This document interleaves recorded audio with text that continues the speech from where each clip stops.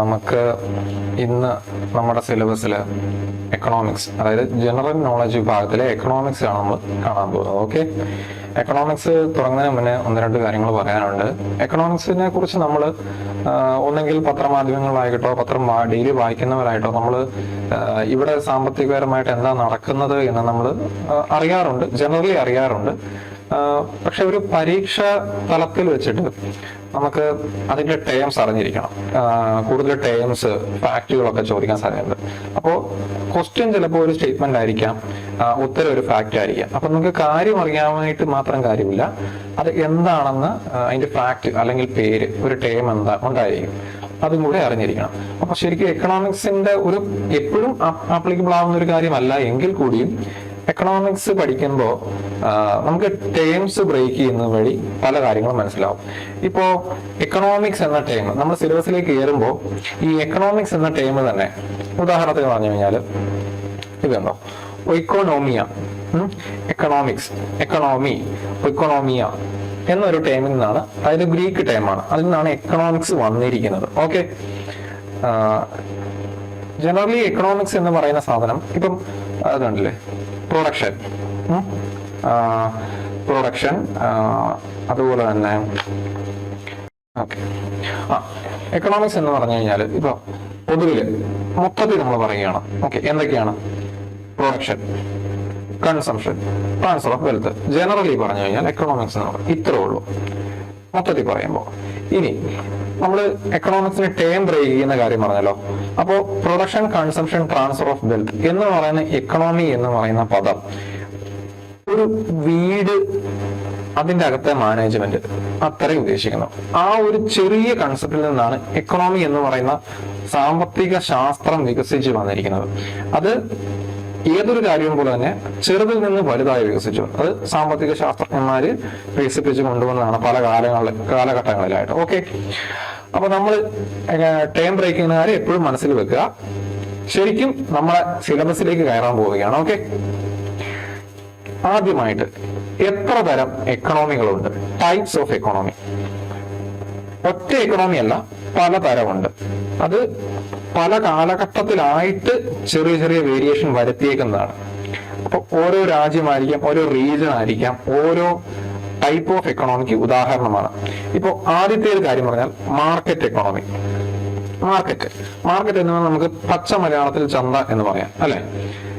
അതായത് കച്ചവടക്കാരും അത് വാങ്ങിക്കുന്നവരും മാത്രം വില നിശ്ചയിക്കുന്ന ഒരു സ്ഥലം, അതാണ് മാർക്കറ്റ് എക്കോണമി. എനിക്ക് എന്താവശ്യമുണ്ട്, അത് ആരുടെ കൈ കിട്ടും എന്നുള്ളതിനെ മാത്രം ആശ്രയിച്ചിരിക്കുന്ന ഒരു മാർക്കറ്റ്. അവിടെ മറ്റുള്ളവരുടെ കൈകടത്തലൊന്നുമില്ല, പ്രത്യേകിച്ച് വില കാര്യത്തിലോ എന്തോരം സാധനം വേണം എന്നുള്ളതോ എന്തെങ്കിലും അവൈലബിൾ ആക്കണം എന്നുള്ളതോ അതിൽ മറ്റുള്ളവർക്ക് കൈകടത്താൻ പറ്റില്ല. അതാണ് ബയേഴ്സ് ആൻഡ് സെല്ലേഴ്സ് ഡിസൈഡ്. എന്ത് പ്രൊഡ്യൂസ് ചെയ്യണം, എന്തേരം ഉണ്ടാക്കണം, എന്ത് വില, അത് ആവശ്യാനുസരണം എന്ന് പറയുന്നതാണ് മാർക്കറ്റ് എക്കോണമി. സിമ്പിൾ ആയിട്ട് വിചാരിക്കുക. ഓക്കെ, ഇനി അടുത്തതാണ് നോൺ മാർക്കറ്റ് എക്കോണമി.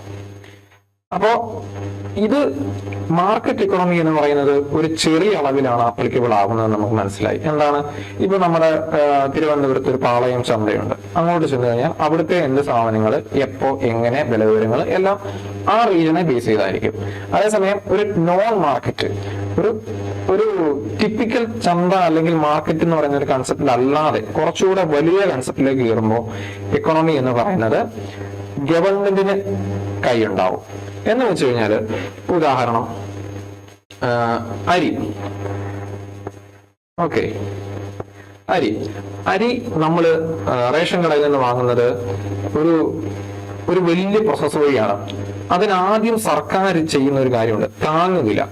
ഓക്കെ, അപ്പൊ അരിയുടെ താങ്ങുവില സർക്കാർ പ്രഖ്യാപിക്കുന്നുണ്ട്, അല്ലെ? നമ്മൾ കേൾക്കുന്നുണ്ട് MSP. ഇത് ഒരു നോൺ മാർക്കറ്റ് എക്കോണമി എന്ന് വെച്ച് കഴിഞ്ഞാൽ സർക്കാർ എന്ന് പറയുന്ന ഒരു സംരംഭം പുറകിലിരുന്ന് വില നിശ്ചയിക്കുന്ന, അല്ലെങ്കിൽ എന്തോരം വേണം, എന്തോരം ഉണ്ട് എന്ന് തീരുമാനിക്കുന്ന ഒരു പരിപാടിയാണ് നോൺ മാർക്കറ്റ് എക്കണോമി. മറ്റേതെന്തായിരുന്നു?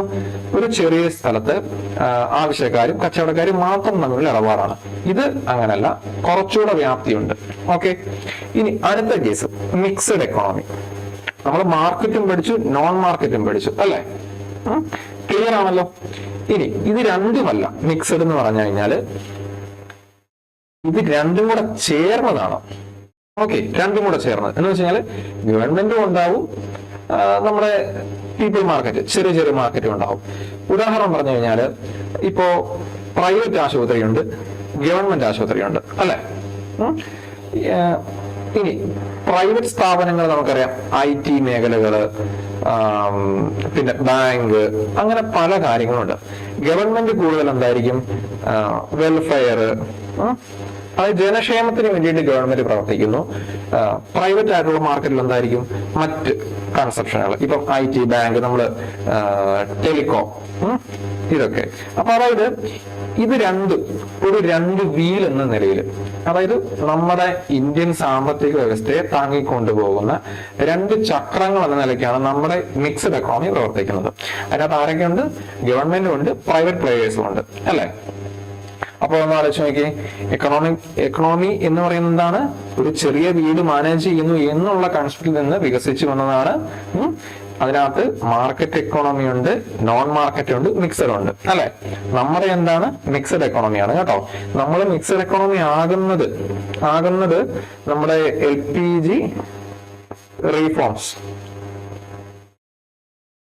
1991 നടന്ന LPG റീഫോംസിന് ശേഷമാണ് നമ്മൾ ഈ ഒരു മിക്സഡ് എക്കോണമി എന്ന് പറയുന്ന വ്യാപ്തി അങ്ങ് ആർജിക്കുന്നത് ശരിക്കും. ഓക്കെ, അതുവരെ നമ്മൾ മിക്സഡ് എക്കോണമി ആയിരുന്നുവെങ്കിലും ലിമിറ്റഡ് വേർഷൻ ആയിരുന്നു. ഓക്കെ,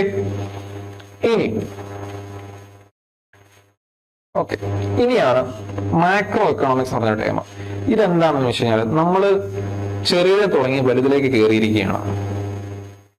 അതായത് നമ്മുടെ രാജ്യം ഒരു വലിയ വീടായിട്ട് സങ്കല്പിക്കുക, ബിഗ് പിക്ചർ, അതാണ് മാക്രോ.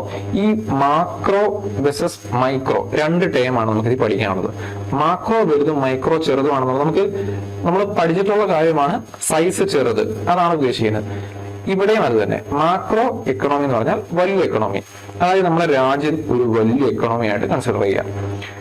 ഇങ്ങനെ ഒരു ടേം വരാൻ കാര്യം എന്താണെന്ന് വെച്ചാൽ, ഒരു കീനേഷ്യൻ, അതായത് ജോൺ മെയ്നാർഡ് കീൻസ് എന്ന് പറയുന്ന ഒരു വ്യക്തിയുടെ ബുക്കാണ് general theory of employment, interest and money. ഈ ഒരു ബുക്കിലാണ് ഈ മാക്രോ എക്കണോമിക്സ് എന്ന് പറയുന്ന ഒരു കൺസെപ്റ്റ് ആദ്യമായിട്ട് ഇവോൾവ് ചെയ്ത് വന്നത്. അപ്പൊ അതുകൊണ്ട് തന്നെ ഈ മാക്രോ എക്കണോമിക്സ് അറിയപ്പെടുന്ന വേറൊരു ഇതാണ് Keynesian. Okay, Keynesian idea for economy. Okay അല്ലേ? ക്ലിയർ ആയില്ലേ? അതായത് മാക്രോ വെസസ് മൈക്രോ ആ ടേം. ഓക്കെ, മാക്രോ വലുത്. മാക്രോ എന്താണ്? ഒരു രാജ്യം മൊത്തം, അല്ല ഒരു വലിയ പ്രദേശം മീൻസ് ഒരു സംസ്ഥാനമാകാം, ഒരു രാജ്യമാകാം. അതിൽ താഴോട്ടുള്ളത് മാക്രോ ആയിട്ട് കൂട്ടാൻ നമുക്ക് സാധിക്കില്ല. ഇനി എവിടെ വന്നു? കീനേഷ്യൻ, ആ ജോൺ മെയ്നാർഡ് കീൻസ് എന്ന് പറയുന്ന വ്യക്തിയുടെ ബുക്കിലെ ഇവോൾവ് ചെയ്യുന്ന ഒരു കൺസെപ്റ്റ് ആണ്. ഇനി ഇത് എംപ്ലോയ്മെന്റ്, ഇൻട്രസ്റ്റ്, മണി, എവിടെ? നമ്മളെ രാജ്യത്തെ അല്ലെങ്കിൽ ആ ഒരു വലിയ സ്ഥലത്തെ എംപ്ലോയ്മെന്റ്, ഇൻട്രസ്റ്റ്, മണി എന്നിവയുമായിട്ട് ബന്ധപ്പെട്ടത് കൊണ്ട് തന്നെ ഇതിന് മറ്റൊരു പേരും കൂടി ഉണ്ട്, ഇൻകം എംപ്ലോയ്മെന്റ് തിയറി. ഓക്കെ, അപ്പൊ മാക്രോ എന്ന് പറഞ്ഞാൽ എന്താണ്? വലുതാണ്. അത് എവിടെ നിന്ന് വന്നു? കീനേഷ്യൻ ഐഡിയ ആണ്. ബുക്കിന്റെ പേര് ഓർക്കുക, അതിന്റെ ഓൾട്ടർനേറ്റീവ് പേര് ഓർക്കുക. ക്ലിയർ അല്ലേ? നമുക്ക് ഇനി മൈക്രോ. മാക്രോ പഠിച്ചു കഴിയുമ്പോൾ എന്താണ് മൈക്രോ? വ്യത്യാസം. സൈസ് നമ്മൾ പറഞ്ഞു, സൈസ് അത് വലുതാണ്, ഇത് ചെറുതാണ്. ഓക്കെ, മൈക്രോ എക്കണോമിക്സ് പറഞ്ഞാൽ സ്മോൾ പാർട്സ്. നമ്മൾ ആദ്യം മാർക്കറ്റ് എക്കോണമിയുടെ കാര്യം പറഞ്ഞില്ലേ, ചെറിയൊരു ചന്ത, അതുമായിട്ട് നമുക്ക് താരതമ്യപ്പെടുത്താം. ഓക്കെ, മാർക്കറ്റ് എക്കോണമി എന്ന് പറഞ്ഞു കഴിഞ്ഞാൽ, അല്ലെങ്കിൽ മൈക്രോ എക്കണോമിക്സ് എന്ന് പറഞ്ഞു കഴിഞ്ഞാൽ എന്താണ്? ചെറിയ കാര്യങ്ങൾ, ഒരു വ്യക്തിയോ ഒരു വീടോ ഒരു കടയോ ഒരു കമ്പനിയോ അല്ലെങ്കിൽ നമ്മൾ പറഞ്ഞാൽ ഒരു ചന്തയോ ഒക്കെ മാത്രമാണ് ചെയ്യുന്ന. അവിടുത്തെ ഒരു ചെറിയ അളവില് കാര്യങ്ങൾ വേണം, ഇത്ര ആൾക്കാർക്ക് കൊടുക്കാനുണ്ട്, അതിന്റെ പൈസ ഇന്നതായിരിക്കും എന്നൊക്കെ തീരുമാനിക്കുന്ന ഒരു ജനറൽ കൺസെപ്റ്റിലാണ് മൈക്രോ എക്കണോമിക്സ് വർക്ക് ചെയ്യുന്നത്. അപ്പൊ നമ്മൾ എക്കണോമിക്സ് എന്താന്ന് വായിച്ചു, എത്ര ടൈപ്പ് ഉണ്ടെന്ന് പറഞ്ഞു, നോൺ മാർക്കറ്റ്, മാർക്കറ്റ്, മിക്സഡ് എന്ന് പറഞ്ഞു. ഇനി മാക്രോ വായിച്ചു, മൈക്രോയും കണ്ടു. ക്ലിയർ അല്ലേ? മുന്നോട്ട് പോകാമല്ലോ അല്ലെ? ഇനി എക്കണോമിക്സ് എന്ന് പറയുന്ന ഒരു വലിയ കാര്യത്തെ പഠിക്കാനും അറിയാനും നിലനിർത്താനും ഒക്കെ ആയിട്ട് പലതായിട്ട് വിഭജിച്ചിട്ടുണ്ട്, പല സെക്ടറുകളായിട്ട്. ഓക്കെ, പല സെക്ടറുകൾ. സെക്ടർ, ആദ്യത്തെ സെക്ടറാണ് പ്രൈമറി. പ്രൈമറി മീൻസ് ആദ്യത്തെ. എന്തുകൊണ്ടാണെന്ന് വെച്ച് കഴിഞ്ഞാൽ ഇതിൽ നിന്നാണ് എല്ലാം തുടങ്ങുന്നത്. അതുകൊണ്ടാണ് പ്രൈമറി എന്ന് പറയുന്നത്. ഞാൻ പറഞ്ഞല്ലോ എക്കണോമിക്സ് ടേം ബ്രേക്ക് ചെയ്യുന്ന കാര്യം പറഞ്ഞല്ലോ. പ്രൈമറി സെക്ടർ, ആദ്യത്തെ കാര്യം. ഓക്കെ, ആദ്യത്തെ ഇതിൽ നിന്നാണ് മറ്റെല്ലാം ഉണ്ടാകുന്നത്. ഉദാഹരണം പറഞ്ഞു കഴിഞ്ഞാല് നമ്മൾ പ്രകൃതിയിൽ നിന്നുമായിട്ട് എടുത്ത് എന്തൊക്കെ ഉണ്ടാക്കുന്നുണ്ടോ, ഉൽപാദനം നേരിട്ട് പ്രകൃതിയിൽ നിന്ന് എടുത്ത് എന്തെല്ലാം ഉൽപ്പാദിപ്പിക്കുന്നുണ്ടോ അതെല്ലാം പ്രൈമറി സെക്ടറിൽ വരുന്നതാണ്. ഏറ്റവും ആദ്യ ഉദാഹരണമാണ് കൃഷി, അരി, മീൻ പിടിക്കുന്നത്. എന്ന് വെച്ച് കഴിഞ്ഞാല് പ്രകൃതിയിൽ നിന്ന് എടുക്കുന്നത്. കാരണം അരി എടുത്ത് പൊടിച്ച് അരിപ്പൊടിയാകുന്നതാകുമ്പോഴത്തേക്കും എന്തായി, മാനുഫാക്ചറിംഗ് പോകും. അത് നമ്മൾ അടുത്തത് കാണും. അപ്പോൾ പ്രകൃതിയിൽ നിന്ന് എടുക്കുന്നത് എന്താണോ അത് ഉൽപാദനം തുടങ്ങുന്നതായതുകൊണ്ട് പ്രൈമറി, അത് പ്രകൃതിയുമായിട്ട് ബന്ധപ്പെട്ടിരിക്കുന്നു. ക്ലിയർ ആണല്ലോ? ഇനി അടുത്ത സെക്കൻഡറി. നമ്മൾ പറഞ്ഞു പ്രകൃതിയിൽ നിന്ന് എടുത്തു. ഇപ്പൊ എന്തെടുത്തു? അവിടെ നമ്മൾ അരി കണ്ടു. ഉദാഹരണം ഇവിടെ വീറ്റ്. ഓക്കെ, ഗോതമ്പെടുത്ത് ബ്രെഡ് ആക്കുന്ന ഒരു പരിപാടി ഉണ്ടല്ലോ, ഒരു ഫാക്ടറി വെച്ചിട്ട്. അതാണ് സെക്കൻഡറി, രണ്ടാമത്തെ. അപ്പൊ ഒന്ന് പ്രൈമറി, രണ്ട് സെക്കൻഡറി. നമ്മൾ ഓർത്താൽ മതി, നേച്ചറിൽ നിന്ന് എടുക്കുന്നു, മാനുഫാക്ചർ ചെയ്യുന്നു. ഓക്കെ, നേച്ചറിൽ നിന്ന് എടുത്ത ഗോതമ്പ് ബ്രെഡ് ആക്കുന്ന പരിപാടിയാണ് മാനുഫാക്ചറിങ്. അപ്പൊ അത് രണ്ടാമത്തെ സെക്കൻഡറി. അങ്ങനെ ഏത്, ഇപ്പം നമ്മള് മണ്ണിൽ നിന്ന് കോൾ എടുക്കുന്നത് പ്രൈമറി ആണെങ്കിൽ ആ കോള് അടുത്ത സ്റ്റേജിലേക്ക് കൺവേർട്ട് ചെയ്യുന്നത് ഇപ്പൊ എന്താണ്, കോള് പല കാര്യങ്ങൾക്കും ഉപയോഗിക്കുന്നുണ്ട് അല്ലെ. അപ്പൊ കോള് പല കാര്യങ്ങൾക്കും ഉപയോഗിക്കുന്ന സ്റ്റേജ് എന്ന് പറഞ്ഞു കഴിഞ്ഞാൽ സെക്കൻഡറി സെക്ടറാണ്. അങ്ങനെയൊക്കെ ക്ലിയർ ആണല്ലോ? പ്രകൃതി എടുക്കുന്നു, പ്രകൃതിയിൽ നിന്ന് എടുക്കുന്ന സാധനം എന്താണ്, കൺവേർട്ട് ചെയ്യുന്നു. കൺവേർട്ട് ചെയ്യുന്ന സ്റ്റേജാണ് സെക്കൻഡറി, രണ്ടാമത്തെ. ഇനി മൂന്നാമത്തെ ഒരു കാര്യമുണ്ട്, ടെർഷറി. ഓക്കെ, അത് സർവീസ് സെക്ടറാണ്. സേവനം എന്ന് പറഞ്ഞു കഴിഞ്ഞാൽ നമുക്ക് അവിടെ ഒരു സാധനം, അതായത് ഗുഡ്സ് കൊടുക്കുകയോ ഉണ്ടാക്കുകയോ ഒന്നുമല്ല, സേവനം ചെയ്യാണ്. ഓക്കെ, ക്ലിയർ കട്ട് ഡിസ്റ്റിങ്ഷൻ ഉണ്ട്. അവിടെ പ്രൈമറിയിലും സെക്കൻഡറിയിലും എന്താണ്, ഒരു ഗുഡ്സിന്റെ ഇൻവോൾവ്മെന്റ് എപ്പോഴും ഉണ്ടായിരുന്നു. സെക്കൻഡറി അത് തന്നെ, അതിനെ കൺവേർട്ട് ചെയ്യുന്നു. ടെർഷറി വരുമ്പോൾ എന്താണ്, ഗുഡ്സ് എന്ന് പറയുന്ന കൺസെപ്റ്റ് തീരെയില്ല, പകരം എന്താണ്, സേവനമാണ്. സേവനം കൊടുക്കുക എന്ന് പറഞ്ഞാൽ എന്താ ഉദ്ദേശിക്കുന്നത്? ഉദാഹരണം, ടീച്ചേഴ്സ് ടീച്ചിങ് സ്റ്റുഡൻസ്, ഡോക്ടേഴ്സ് പേഷ്യൻസിനെ പരിശോധിക്കുന്നു.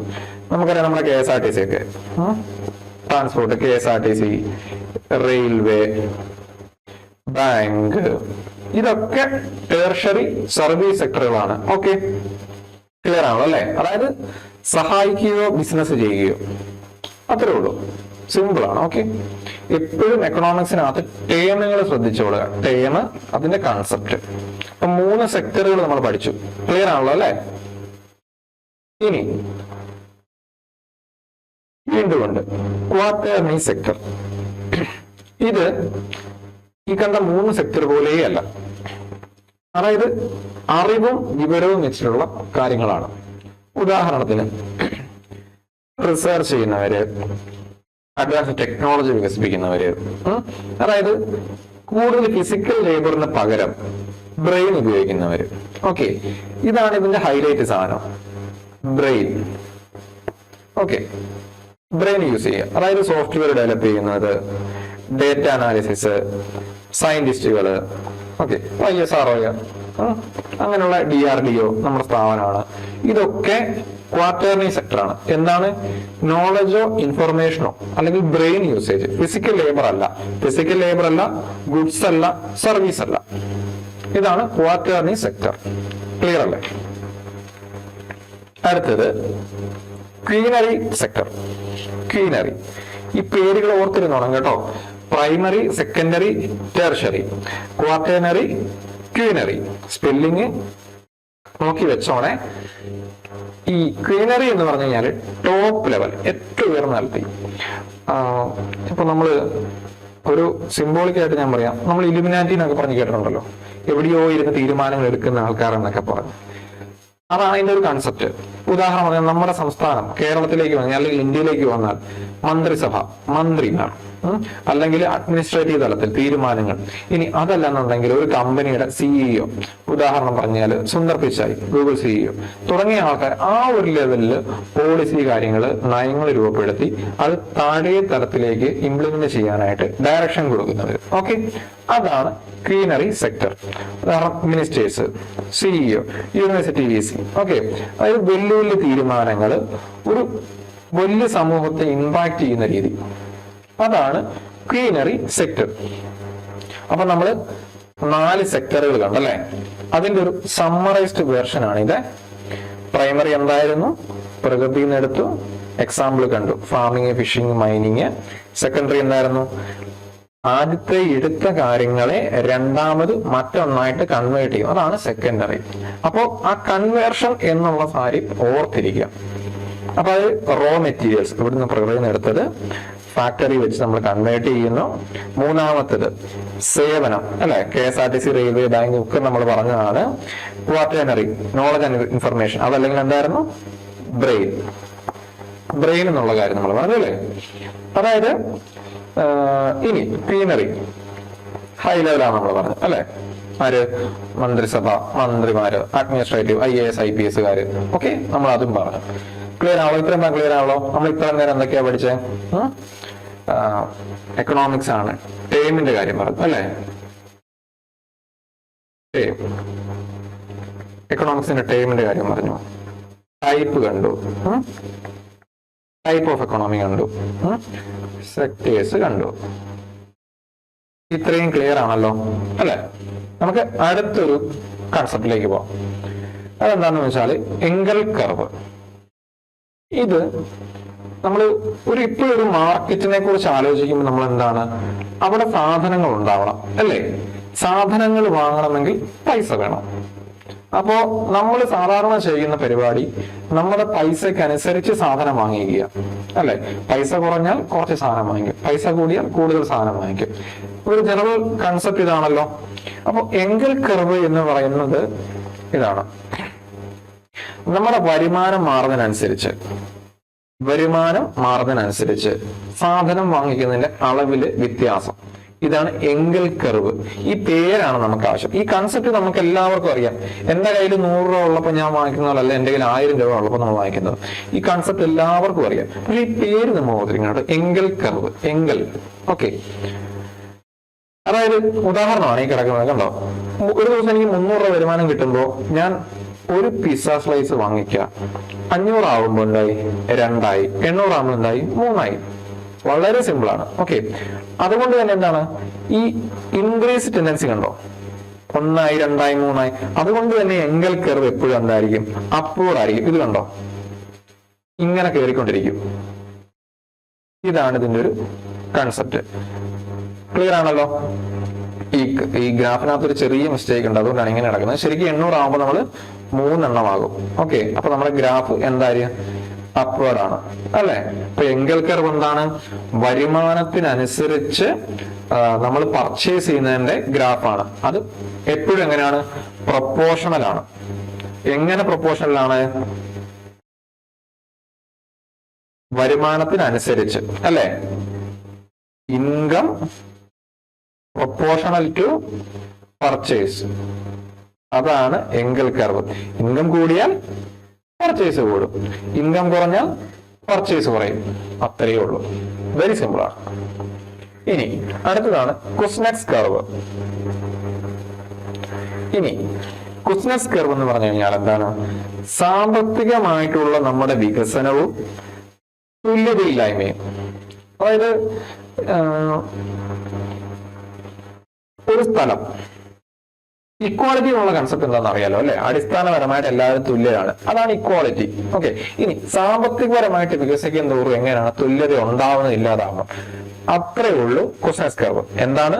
സാമ്പത്തികമായിട്ടുള്ള വികസനം വരുമ്പോൾ തുല്യത എന്ന് പറയുന്നതിന് എന്ത് മാറ്റം, മൊത്തം തുല്യതയാവുമോ അതോ തുല്യത കുറയുമോ എന്ന് കാണിക്കുന്ന ഒരു കർവാണ് കുസ്നസ് കർവ്. ഓക്കെ, നമുക്ക് എന്താ നോക്കാം. അതായത് ഒരു രാജ്യം മൊത്തം പോറാണ്, പട്ടിണി, ദാരിദ്ര്യം. ഇപ്പൊ നമ്മള് ഒരു ഉദാഹരണം എടുത്തു കഴിഞ്ഞാൽ സുഡാനൊക്കെ നമുക്ക് പറയാം. അവിടെ ഒട്ടുമിക്ക ആൾക്കാരും ദാരിദ്ര്യരേഖയ്ക്ക് താഴെയുള്ളവരാണ്, ഭക്ഷണം ലഭിക്കാത്ത ആൾക്കാരാണ്. അപ്പൊ അവിടെ ഇൻഇക്വാളിറ്റി ലോ എന്ന് പറയാൻ കാര്യം എല്ലാവരും പട്ടിണിയാണ്. ഉദാഹരണം പറഞ്ഞാൽ 100 പേരുണ്ട്, 100 പേരിൽ 98 പേരും പട്ടിണിയോ ദാരിദ്ര്യമോ അവസ്ഥയാണെന്നുണ്ടെങ്കിൽ അവിടെ ഇൻഇക്വാളിറ്റി ലോ എന്ന് വെച്ചാൽ ഇക്വാലിറ്റിയാണ് കൂടുതൽ. 2 പേരേ ഉള്ളൂ അതിന് മേലുള്ളവര്. 98 പേരും എന്താണ്? ഈക്വൽ ആണ്. അതാണ് കൺസെപ്റ്റ്. ഇൻഇക്വാളിറ്റി ലോ ആണ്. ഓക്കെ, ഇനി വികസിച്ചു വരാൻ തുടങ്ങി. അപ്പൊ എന്തായി? ഒരു 60 പേര് പട്ടിണി, 40 പേര് എന്താണ്? പട്ടിണി മാറിയവരുമായി. അപ്പൊ 60-40 ആയി. കണ്ടോ? നമ്മൾ ഈ കർവ് നോക്കി പഠിക്കാം. പോറാണ്, പോറായിട്ടിരിക്കുമ്പോൾ എന്താണ്? ഇൻഇക്വാളിറ്റി ഏറ്റവും കുറവ്, ഇൻകം കുറവ്, ഇൻഇക്വാലിറ്റിയും കുറവ്. ഇനി ഇൻകം കൂടുമ്പോൾ എന്തായി? ഇൻഇക്വാലിറ്റി കുറച്ച് കുറഞ്ഞു, 60-40. ഇനി 50-50 എന്ന് പറയുന്നൊരു അവസ്ഥയുണ്ട്, അതാണ് ഇത്. മനസ്സിലായോ? 50 പേര് പട്ടിണിയോ ദാരിദ്ര്യമായിട്ട് കിടക്കുന്ന ഒരവസ്ഥ, 50 പേര് എന്താണ്? വികസിച്ചു, അവർക്ക് വരുമാനം ഉണ്ടായി. അത് പീക്ക് പോയിന്റ് ആണ് കേട്ടോ. ആ ഒരു പോയിന്റ് കഴിയുമ്പോൾ എന്ത് സംഭവിക്കും? 40 പേര് പട്ടിണിയും 60 പേര് സാമ്പത്തിക ഭദ്രത ആയവരുമാകും. അപ്പൊ എന്താവും? വീണ്ടും എന്താവും? ഇൻഇക്വാലിറ്റി കുറഞ്ഞു വരും. അതായത് ഇൻഇക്വാലിറ്റി എന്ന് പറയുന്ന കാര്യം കൂടി വന്ന് കുറയുന്നു, ഈ അവസ്ഥയിൽ എത്തുന്നു. ഈ 2 അവസ്ഥയ്ക്ക് തമ്മിലുള്ള വ്യത്യാസം എന്താണ്? ഇവിടെ എല്ലാവരും പട്ടിണിയായിരുന്നെങ്കിൽ ഇവിടെ എല്ലാവരും നല്ല നില എത്തുന്ന അവസ്ഥ. ഇവിടെ പകുതി പേര് നല്ല നില, പകുതി പേര് അല്ലാതെ. വ്യത്യാസം മനസ്സിലായോ? കൂടി വന്ന് കുറയുന്നു. സാമ്പത്തിക വികാസം കൂടുന്നതിനനുസരിച്ച് ഇൻഇക്വാലിറ്റി കൂടി വന്ന് ഒരു പോയിന്റ് എത്തിയപ്പോ കുറച്ചായി, വീണ്ടും കുറഞ്ഞു വന്നു. ഈ 2 കാര്യം ഓർത്തിരിക്കുക. എന്ത്? ഒരറ്റത്ത് നല്ലത്, ഒരറ്റത്ത് ചീത്ത. അതാണ് കുസ്നസ് കർവ്. ഇനി അപ്പൊ നമ്മളിപ്പോ 2 കർവ് വായിച്ചു അല്ലെ? ഒന്നെന്തായിരുന്നു? വരുമാനത്തിനനുസരിച്ച് നമ്മൾ സാധനം വാങ്ങിക്കുന്നത്, എങ്കൽ കർവ്. അടുത്ത എന്തായിരുന്നു? കുസ്നസ് കർവ്. അതെന്താണ്? സാമ്പത്തിക വികാസം അതിനനുസരിച്ച് തുല്യത ഉണ്ടാവുന്നുണ്ടോ ഇല്ലയോ എന്ന് കാണിക്കുന്നതാണ് കുസ്നസ് കർവ്. മനസ്സിലായല്ലോ? അടുത്തതാണ് മാർക്കറ്റിംഗ് സ്ട്രക്ചേഴ്സ്, മാർക്കറ്റിന്റെ ഘടന. അത് നമുക്ക് പറയാം. നമ്മൾ എല്ലാവരും ശ്രദ്ധിച്ചാൽ മനസ്സിലാവും, നല്ല കോമ്പറ്റീഷൻ. എന്താണ്? ഒരു പ്രൊഡക്റ്റിന് വേണ്ടി പല ആൾക്കാർ അത് വിൽക്കുന്നുണ്ട്. ഓക്കെ, അതുകൊണ്ട് തന്നെ പൈസ അതിന് എത്ര വിലയ്ക്ക് വിൽക്കണം എന്നുള്ള കാര്യം ആർക്കും കൺട്രോൾ ചെയ്യാൻ പറ്റാത്തൊരവസ്ഥയുണ്ട്. ഒരാൾക്ക് അതിനകത്ത് ഡിസിഷൻ എടുക്കാൻ പറ്റത്തില്ല. ഉദാഹരണം പറഞ്ഞാൽ നമ്മള് അങ്കമാലിയുടെ വരെ സിനിമ കണ്ടവരായിരിക്കും. അതിനകത്ത് അപ്പാണി രവിയും നമ്മുടെ പെപ്പയുടെ ഗ്യാങ്ങുമായിട്ട് ഒരു വഴക്കുണ്ടാവുന്നുണ്ട്. എന്താണ്? പെപ്പയുടെ ഗ്യാങ് പോർക്കിന്റെ വില കുറച്ചു വെക്കുന്ന ഒരവസ്ഥ. അന്നേരം അപ്പാണി രവി വന്ന് വഴക്കുണ്ടാക്കുന്ന ഒരു സീനുണ്ട് അല്ലെ? കണ്ടതായിരിക്കാം. അത് തന്നെയാണ് പെർഫെക്റ്റ് കോമ്പറ്റീഷൻ. അവരെന്തിനാണ് വഴക്കുണ്ടാക്കുന്നത്? എല്ലാവരും കൊടുക്കുന്ന ഒരേ വിലയ്ക്കാണെങ്കിൽ ആ വിലയ്ക്ക് കൊടുക്കണം. നിങ്ങൾ വില കുറച്ച് കൊടുത്താൽ നിങ്ങൾക്ക് കച്ചവടം കൂടും, അവരുടെ കച്ചവടം പോകും. അപ്പോ അതാണ് പെർഫെക്റ്റ് കോമ്പറ്റീഷൻ. എന്താണ്? ആർക്കും കൺട്രോൾ ചെയ്യാൻ പറ്റത്തില്ല. അതാണ് പെപ്പ ചെയ്തത്. പെർഫെക്റ്റ് കോമ്പറ്റീഷൻ വെച്ചിട്ട് ആലോചിക്കാൻ പറ്റുന്ന കാര്യമല്ല. ഓക്കെ, ഇനി മോണോപോളി. നേരെ തിരിച്ചാണെങ്കിലോ? അവിടെ പെപ്പെ മാത്രമേ ഉള്ളൂ കച്ചവടക്കാരനെങ്കിൽ പെപ്പയ്ക്ക് എന്ത് ചെയ്യാം? പെപ്പയ്ക്ക് വില നിശ്ചയിക്കാം. അവന് തോന്നുന്ന വിലക്ക് വിൽക്കാം. ഉദാഹരണം പറഞ്ഞാല് എന്താ, ഒരു റിയൽ ലൈഫ് ഉദാഹരണമാണ്. നമ്മുടെ കേരളത്തില് കറണ്ട് KCB ആണ് അല്ലെ കൊടുക്കുന്നത്, റേറ്റ് തീരുമാനിക്കുന്നത് എല്ലാം. അതൊരു മോണോപോളിയാണ്. KCBക്ക് എന്തും ചെയ്യാം അല്ലെ? കറണ്ട് ചാർജ് കൂട്ടാം, കറണ്ട് ചാർജ് കുറയ്ക്കുന്ന പരിപാടി നടക്കാറില്ല, എന്തായാലും കൂട്ടാറുണ്ട് അല്ലെ? ഒരേ ഒരാളെ നമ്മളിവിടെ കണ്ടിരുന്നത് ആരാണ്? KCB. ഇവിടെ നമുക്ക് അങ്കമാലി ഡേയ്സിനൊക്കെ നല്ല ഉദാഹരണം KCB തന്നെയാണ് കേട്ടോ. Okay, KCB. ഇനി അടുത്തത് അടുത്ത ആരാണ്? Monopolistic competition. നമ്മൾ മോണോപോളി എന്താണെന്ന് കണ്ടു. ഇനി മോണോപോളിസ്റ്റിക് കോമ്പറ്റീഷൻ എന്താണെന്ന് അതൊരു ചെറിയ വ്യത്യാസമുണ്ട്. എന്താണെന്നറിയോ? അതായത് ഒരേ തരത്തിലുള്ള സാധനം, ഒരേ തരത്തിലുള്ള ഒരു പ്രൊഡക്റ്റ് പല ആൾക്കാർ വിൽക്കുന്നു. അതിൽ പലർക്കും ചെറിയ ചെറിയ കൺട്രോൾ ഉണ്ട്. എന്താണ് ഞാൻ കൃത്യമായിട്ട് പറഞ്ഞത്? ഇപ്പൊ ഉദാഹരണം പറഞ്ഞാല് ബർഗർ കമ്പനി, നമ്മൾ ബർഗർ കഴിച്ചിട്ടുള്ളവരായിരിക്കാം. പല ബർഗർ കമ്പനികളുണ്ട് അല്ലെ. ഇപ്പോ മക്ഡൊണാൾഡ്സ് ഉണ്ട്, ബർഗർ കിങ് ഉണ്ട്, നമ്മുടെ വൈസൈഡിലൊക്കെ കിട്ടുന്ന ലോക്കൽ ബർഗറുകൾ ഉണ്ട്. ഇതിനെല്ലാം പല സൈസ്, പല ടേസ്റ്റ്, എന്താ പറയാ, അങ്ങനെ ചെറിയ ചെറിയ വേരിയേഷൻസ് ഉണ്ടല്ലേ. അപ്പോ ഞാനൊരു ബർഗർ ഉണ്ടാക്കി വെക്കുവാണെങ്കിൽ അതിന്റെ വില എനിക്ക് തീരുമാനിക്കാം. 100 രൂപയ്ക്ക് ബർഗർ ഒക്കെ. അതേസമയം ബർഗർ കിങ്ങിൽ ചെന്ന് കഴിഞ്ഞാലോ ബർഗർ സ്റ്റാൻഡേർഡ് റേറ്റ് ആയിരിക്കും. അവരുടെ ഷോപ്പിലെല്ലാം തന്നെ സ്റ്റാൻഡേർഡ് റേറ്റ് ആയിരിക്കും. ഇതായിരിക്കില്ല മക്ഡൊണാൾഡ്സിന്റെ അവസ്ഥ. അതാണ് ഒരു ബ്രാൻഡ് പല ആൾക്കാര് ചെറിയ ചെറിയ വ്യത്യാസത്തില്. ഇതാണ് മോണോപോളിസ്റ്റിക് കോമ്പറ്റീഷൻ. ക്ലിയർ അല്ലേ? അടുത്താണ് ഒളിഗോപോളി. അതായത് വലിയ വലിയ ഫേംസ്, വലിയ വലിയ കമ്പനികൾ കൂടുതൽ സപ്ലൈ, കൂടുതൽ സാധനം മാർക്കറ്റിൽ എത്തിങ്ങനെ അവർ കൺട്രോൾ ചെയ്ത് വരും. അപ്പോ ഒരു 4-5 പേരെ ഉണ്ടാവുള്ളൂ വലിയ ഫേംസ്. ഉദാഹരണം പറഞ്ഞാൽ ഒരു കാർ മാർക്കറ്റ് നമ്മുടെ ഇവിടെ നമുക്കറിയാം. ഹ്യുണ്ടായി ഉണ്ട്, മഹീന്ദ്ര ഉണ്ട്, മാരുതി സുസുക്കി ഉണ്ട്, ടാറ്റയുണ്ട്, ഇങ്ങനെയൊക്കെ ഇരിക്കുന്നു. ഇങ്ങനെ ഇരിക്കുന്ന സുപ്രഭാതമാണ് ടാറ്റ അങ്ങോട്ട് നാനോ അവതരിപ്പിച്ചു. ഓർക്കുന്നുണ്ടോ?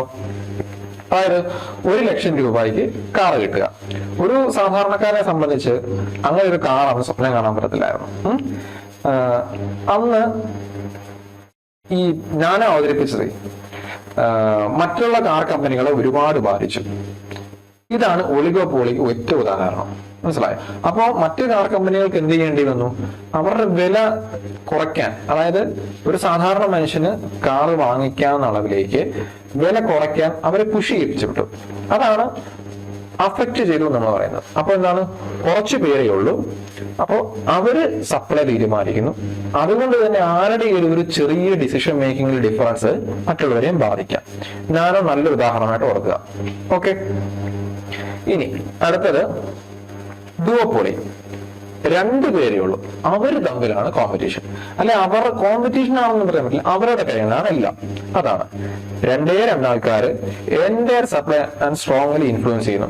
ഉദാഹരണം പറഞ്ഞാൽ ഇന്ന് നമുക്ക് ഒരുപാട് സോഫ്റ്റ് ഡ്രിങ്ക്സ് അറിയാം അല്ലെ. പക്ഷെ ഒരു കാലഘട്ടം വരെ പെപ്സിയും കോളയും മാത്രമേ ഉണ്ടായിരുന്നുള്ളൂ. അത് കഴിഞ്ഞാണ് 7up, ഫാൻഡ അങ്ങനെയൊക്കെ വരാൻ തുടങ്ങിയത്. അപ്പൊ ഡുവോപോളി എന്ന് പറഞ്ഞു കഴിഞ്ഞാൽ എന്താണ്? പെപ്സി, കൊക്കോള അവരങ്ങോട്ടും ഇങ്ങോട്ടും നമ്മുടെ സോഫ്റ്റ് ഡ്രിങ്ക് മാർക്കറ്റിനെ അടക്കി വാഴുന്നു. അതാണ് ഡുവോപോളി. Okay, soft drink. ഇതൊക്കെ എക്സാമ്പിളുകളാണ് കേട്ടോ. നമ്മളെപ്പോഴും എക്കണോമിക്സ് പഠിച്ചു കഴിയുമ്പോൾ, എന്റെ കൺസെപ്റ്റ് പഠിച്ചു കഴിയുമ്പോൾ നമുക്ക് പുറത്തോട്ട് ഇറങ്ങി നോക്കുമ്പോൾ വീണ്ടും ഇതിന്റെ പല പല ആപ്ലിക്കേഷൻസ് കാണാം. ഓക്കെ, ഇനി മോണോസോണി. ഇത് ഒരു എൻ്റയർലി ഡിഫറെന്റ് കൺസെപ്റ്റ് ആണ്. കാരണം എന്താണെന്ന് വെച്ച് കഴിഞ്ഞാല് നമ്മൾ ഇത്രയും നേരം സപ്ലൈയെ കുറിച്ചാണ് പറഞ്ഞുകൊണ്ടിരിക്കുന്നത്. സപ്ലൈ കൊടുക്കുന്നു, അത് വാങ്ങിപ്പിക്കുന്നു, അതിന് കോമ്പറ്റീഷൻ ഉണ്ടോ അതോ മോണോപോളിയാണോ? അതാണ് നമ്മൾ പറഞ്ഞുകൊണ്ടിരുന്നത്. ഇത് നേരെ തിരിച്ചാ. ഇത് ഒരു കാര്യം വാങ്ങിക്കാൻ ഒരാൾ മാത്രം ഉണ്ടാകുന്ന ഒരവസ്ഥയാണ്. ഉദാഹരണം പറഞ്ഞാൽ ഇപ്പൊ ഒരു ചെറിയ റീസൺ എടുക്കുക. അവിടെ ഒരു ഫാക്ടറിയേ ഉള്ളൂ. ഓക്കെ, ഒരു ഫാക്ടറിയേ ഉള്ളൂ. ഇവിടെ കുറെ ഫാമിലീസ് ഉണ്ട്. ഇവർക്ക് പുറലോകമായിട്ട് ബന്ധമൊന്നുമില്ല. അപ്പോ ഇവരെല്ലാം ജോലിക്ക് പോകണം. ഇവരുടെ ലേബർ, ഈ ലേബർ മുഴുവൻ വാങ്ങിക്കുന്ന ആരായിരിക്കും? ഈ കമ്പനി ആയിരിക്കും. മനസ്സിലായോ? അപ്പൊ ലേബർ വാങ്ങിക്കുക മീൻസ് ഇവരെ ജോലി എടുപ്പിച്ചിട്ട് ഇവർക്ക് ശമ്പളം കൊടുക്കും. ഇതിന് കുഴപ്പം എന്താണെന്ന് വെച്ച് കഴിഞ്ഞാല്, അപ്പോൾ ഇവർ കൊടുക്കുന്ന ശമ്പളം കുറവാണെങ്കിൽ അത് മേടിക്കേണ്ട ഒരു ഗതികേട് എന്ന് പറയുന്ന ഒരു അവസ്ഥയുണ്ട്. അതിലേക്ക് വരും. അപ്പൊ ഇതൊരു നെഗറ്റീവ് കൺസെപ്റ്റ് ആണ് മോണോസോണി എന്ന് പറയുന്നത്. മനസ്സിലായല്ലോ? നമ്മൾ ഇത്രയും പറഞ്ഞത് ഇന്ന് എന്തായാലും ഡിഫറെന്റ് ആണ്. എന്താണ്? വാങ്ങിക്കാൻ ഒരാള് മാത്രമാകുന്ന അവസ്ഥ, അതാണ് മോണോസോണി. മനസ്സിലായോ? ലേബർ വാങ്ങിക്കുക. മനസ്സിലായോ? ക്ലിയർ അല്ലേ? അപ്പൊ നമ്മൾ ഇത്ര നേരം എന്താ പറഞ്ഞുകൊണ്ടിരുന്നത്? എക്കണോമിയുടെ സ്ട്രക്ചറുകൾ അല്ലെ. പെർഫെക്റ്റ് കോമ്പറ്റീഷൻ പറഞ്ഞു അല്ലെ. അതാരായിരുന്നു? പെർഫെക്റ്റ് കോമ്പറ്റീഷൻ ആരായിരുന്നു? നമ്മൾ അങ്കമാലി ഡയറീസിന്റെ കാര്യം പറഞ്ഞു ഓർക്കുന്നുണ്ടല്ലോ. ഇനി മോണോപോളിയുടെ കാര്യം പറഞ്ഞു, എന്താണ്, ഒരാൾ മാത്രം അല്ലെ, അത് KSAB നമ്മൾ കണ്ടു. പിന്നെ മോണോപോളിസ്റ്റിക് കോമ്പറ്റീഷൻ എന്താണ്, ഒരേ തരത്തിലുള്ള സാധനങ്ങൾ ചെറിയ ചെറിയ വ്യത്യാസത്തില് പലര് വെക്കുന്നു. ഒളിഗോപോളി എന്താണ്, കുറച്ച് പേര് ചേർന്ന് കാറും. നമ്മൾ നാനോയുടെ എക്സാമ്പിൾ കണ്ടു. ഡുവപ്പോളി കോള കമ്പനിയുടെ കാര്യം പറഞ്ഞു. മോണോസോണി എന്താണ്, അതാണ് ഏറ്റവും വെറൈറ്റി കാര്യം നമ്മൾ പറഞ്ഞത്, എന്താണ്, ബൈ ചെയ്യുക, ലേബർ ബൈ ചെയ്യുന്ന കാര്യം നമ്മൾ പറഞ്ഞു. ക്ലിയർ അല്ലേ? നമുക്ക് അടുത്ത കാര്യത്തിലേക്ക് പോകാം.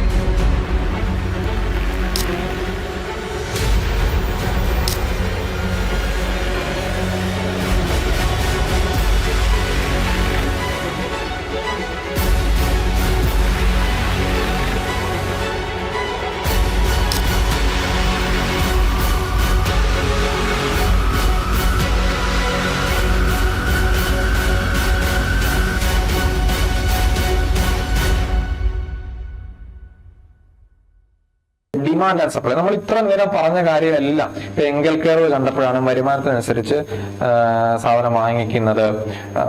അങ്ങനെ എല്ലാം മാർക്കറ്റ് എപ്പോഴും ഡിമാൻഡ് ആൻഡ് സപ്ലൈ ആണ്, അല്ലെ? എന്റെ ആവശ്യത്തിനനുസരിച്ച് സപ്ലൈ ചെയ്യുക, എന്റെ ആവശ്യം സപ്ലൈ, അതാണ് മാർക്കറ്റ്. അതിന്റെ ഒരു കൺസെപ്റ്റ് ആണ് നമ്മൾ പറയാൻ പോകുന്നത്, ലോ ഓഫ് ഡിമാൻഡ്. ഓക്കെ, ആവശ്യം എങ്ങനെ പോകുന്നു? അതായത് ഒരു സാധനത്തിന്റെ വില കൂടുമ്പോ, ഒരു ജനറൽ സെൻസിലാണ് കേട്ടോ, ഭയങ്കരമായിട്ട് വില കയറി പോകുന്നു. എന്തായിരിക്കും നമ്മുടെ ടെൻഡൻസി? നമ്മളൊരു സാധാരണക്കാരാണെന്നുണ്ടെങ്കിൽ എന്തായിരിക്കും? കുറച്ചേ നമ്മൾ മേടിക്കുള്ളൂ, അല്ലേ? പ്രൈസ് കയറുമ്പോ മേടിക്കുന്നത് കുറയും. ഓക്കെ, ഇനി പ്രൈസ് കുറയുമ്പോ എന്താണ്? മേടിക്കുന്നത് കൂടും. ഇത്രേ ഉള്ളൂ. ഉദാഹരണം പറഞ്ഞു കഴിഞ്ഞാൽ എന്താ? പെട്രോള് അല്ല ഡീസൽ, എല്ലാ ദിവസവും 100 രൂപയ്ക്ക് എണ്ണ അടിക്കുന്ന ഒരാള് 105 രൂപ അല്ലെങ്കിൽ 106 രൂപ ഒരു ലിറ്ററിനായാലും 100 രൂപയ്ക്ക് അടിക്കുകയുള്ളൂ. അപ്പോ 106 രൂപയ്ക്ക് ആകുമ്പോഴും 100 രൂപ മാത്രം കൊടുത്ത് പെട്രോൾ അടിക്കുമ്പോഴും 1 ലിറ്റർ കിട്ടുന്നില്ലല്ലോ. 100 രൂപയ്ക്ക് 1 ലിറ്റർ ആയിരുന്ന സമയത്ത് 1 ലിറ്റർ ഉണ്ടായിരുന്നു, അപ്പൊ ക്വാണ്ടിറ്റി കുറഞ്ഞു. അതാണ് ഉദ്ദേശിക്കുന്നത്. ഓക്കെ, പെട്രോളും ഡീസലും വലിയ എക്സാമ്പിൾ ആണ് ഇതിനകത്ത്. പെട്രോളും ഡീസലും നമുക്ക് എക്കണോമിക്സിനെ സംബന്ധിച്ച് പല കാര്യങ്ങളിലും ഉദാഹരണമായിട്ട് പറയാം കേട്ടോ. ഇതൊരു ഉദാഹരണമാണ്, ഓർത്തിരിക്കുക. അതായത് ഇൻവേഴ്സ് റിലേഷൻഷിപ്പ്, നമ്മൾ നേരത്തെ ഒരു ഡയറക്ട്ലി പ്രൊപ്പോർഷണൽ റിലേഷൻഷിപ്പ് കണ്ടായിരുന്നു, അല്ലെ? എങ്കൽ കർവിനകത്ത്. ഇത് ഇൻവേഴ്സ് ആണ്. എന്താണ്? പ്രൈസ് കൂടുന്നതിനനുസരിച്ച് വാങ്ങിക്കുന്നത്, അല്ലെ? കൺസംഷൻ. പ്രൈസ് കൂടുവാണ്, എന്തായിരിക്കും? കൺസംഷൻ കുറയും. ഇൻവേഴ്സ് റിലേഷൻഷിപ്പ് ആണ് കേട്ടോ. അപ്പൊ ഓർത്തിരിക്കുക. ഇതിനൊരു എക്സെപ്ഷൻ കേസ് ഉണ്ട്, ഗിഫൻ ആൻഡ് വെബ്ലൻ കോട്സ്. അത് ഞാൻ എക്സ്പ്ലെയിൻ ചെയ്യുന്നുണ്ട്, അപ്പൊ അതുകൊണ്ട് ഓർത്ത് ടെൻഷൻ അടിക്കണം. ഇതൊരു റെയറസ്റ്റ് ആയിട്ട് സംഭവിക്കുന്ന കേസാണ് ഗിഫൻ ആൻഡ് വെബ്ലൻ. നോർമൽ കേസിൽ ഉള്ള കാര്യമാണ്. വില കൂടുമ്പോൾ നമ്മളത് കുറച്ചേ മേടിക്കുള്ളൂ, വില പറയുമ്പോൾ എന്തായിരിക്കും? കൂടുതൽ മേടിക്കും. ഇപ്പം പണ്ടൊരു ഒരു സമയത്ത് സംഭവിച്ച ഞാൻ കണ്ടതാണ്. അതായത് പക്ഷിപ്പനി വന്ന സമയത്ത് കോഴിക്ക് വില കുറഞ്ഞു. കോഴിക്ക് വില കുറഞ്ഞപ്പോ നമ്മള് റീലുകളൊക്കെ കണ്ടതായിരിക്കാം, എല്ലാവരും മേടിച്ച് മറ്റേ ഗ്രില്ല് ചെയ്യുന്നു, അത് ഇത് ഒരു കാലത്ത് ഭയങ്കര വിപുലമായിരുന്നു. അതൊക്കെ ഒരു ഉദാഹരണമാണ് കേട്ടോ. ഇതാണ് പറഞ്ഞത്, എക്കണോമിക്സ് എപ്പോഴും പഠിക്കുമ്പോൾ ഇത് മാർക്കറ്റിൽ നമ്മൾ സ്ഥിരം കാണുന്ന കാര്യമാണ്. പക്ഷെ ടേമുകൾ, കൺസെപ്റ്റുകൾ നമുക്ക് ക്ലാരിറ്റി വേണം, അന്നെങ്കിലുള്ള നമുക്ക് എക്സാം ഹാളിൽ അത് പ്രയോജനപ്പെടുകയുള്ളൂ. ക്ലിയർ അല്ലേ? ഈ ഗ്രാഫ് കണ്ടല്ലോ അല്ലേ? പ്രൈസ് കൂടുന്നതനുസരിച്ച് ക്വാണ്ടിറ്റി കുറയുന്നത്, അത് താഴോട്ടായിപ്പോഴും. എപ്പോഴും ഗ്രാഫ് കണ്ടിച്ചോണം. അടുത്തതിലേക്ക് പോവാം. ഇനി ലോ ഓഫ് സപ്ലൈ. അതായത് ഒരു സാധനത്തിന്റെ വില കൂടുമ്പോ, പ്രൈസ് കൂടുമ്പോ സപ്ലൈ കൂട്ടും. അതെന്തിനാണ്? വില കൂടുമ്പോ സപ്ലൈ കൂടുന്ന എന്തിനാണ്? കൊടുക്കുന്ന ആൾക്കാർക്ക് അല്ലെങ്കിൽ കച്ചവടക്കാരന് ലാഭം ഉണ്ടാക്കാൻ. ഓക്കെ, വില കുറയുമ്പോ എന്ത് ചെയ്യും? അവൻ സപ്ലൈ കുറയ്ക്കും. അത് ഞാനൊരു ഉദാഹരണം പറയാം. ഞാനൊരു മുട്ട കച്ചവടക്കാരനാണ്. ഓക്കെ, മുട്ടയ്ക്ക് 5 രൂപ ഉള്ളപ്പോ എനിക്ക് ലാഭം കുറവാണ്, അല്ലെ? ലാഭം കുറവാണ്. അപ്പൊ ഞാൻ എന്ത് ചെയ്യും? 5 രൂപയേ ഉള്ളൂ, ഇത്ര ഉണ്ടാക്കിയാൽ മതി. ആ സമയം മുട്ടയ്ക്ക് ഒരു 8 രൂപ ആവുന്ന അവസ്ഥയാവുമ്പോൾ ഞാൻ എന്ത് ചെയ്യും? മുട്ടയുടെ പ്രൊഡക്ഷൻ കൂട്ടും. എന്തിനാണ്? എനിക്ക് കൂടുതൽ വരുമാനം കിട്ടാൻ. അപ്പോ വില കൂടുമ്പോ എപ്പോഴുണ്ടോ?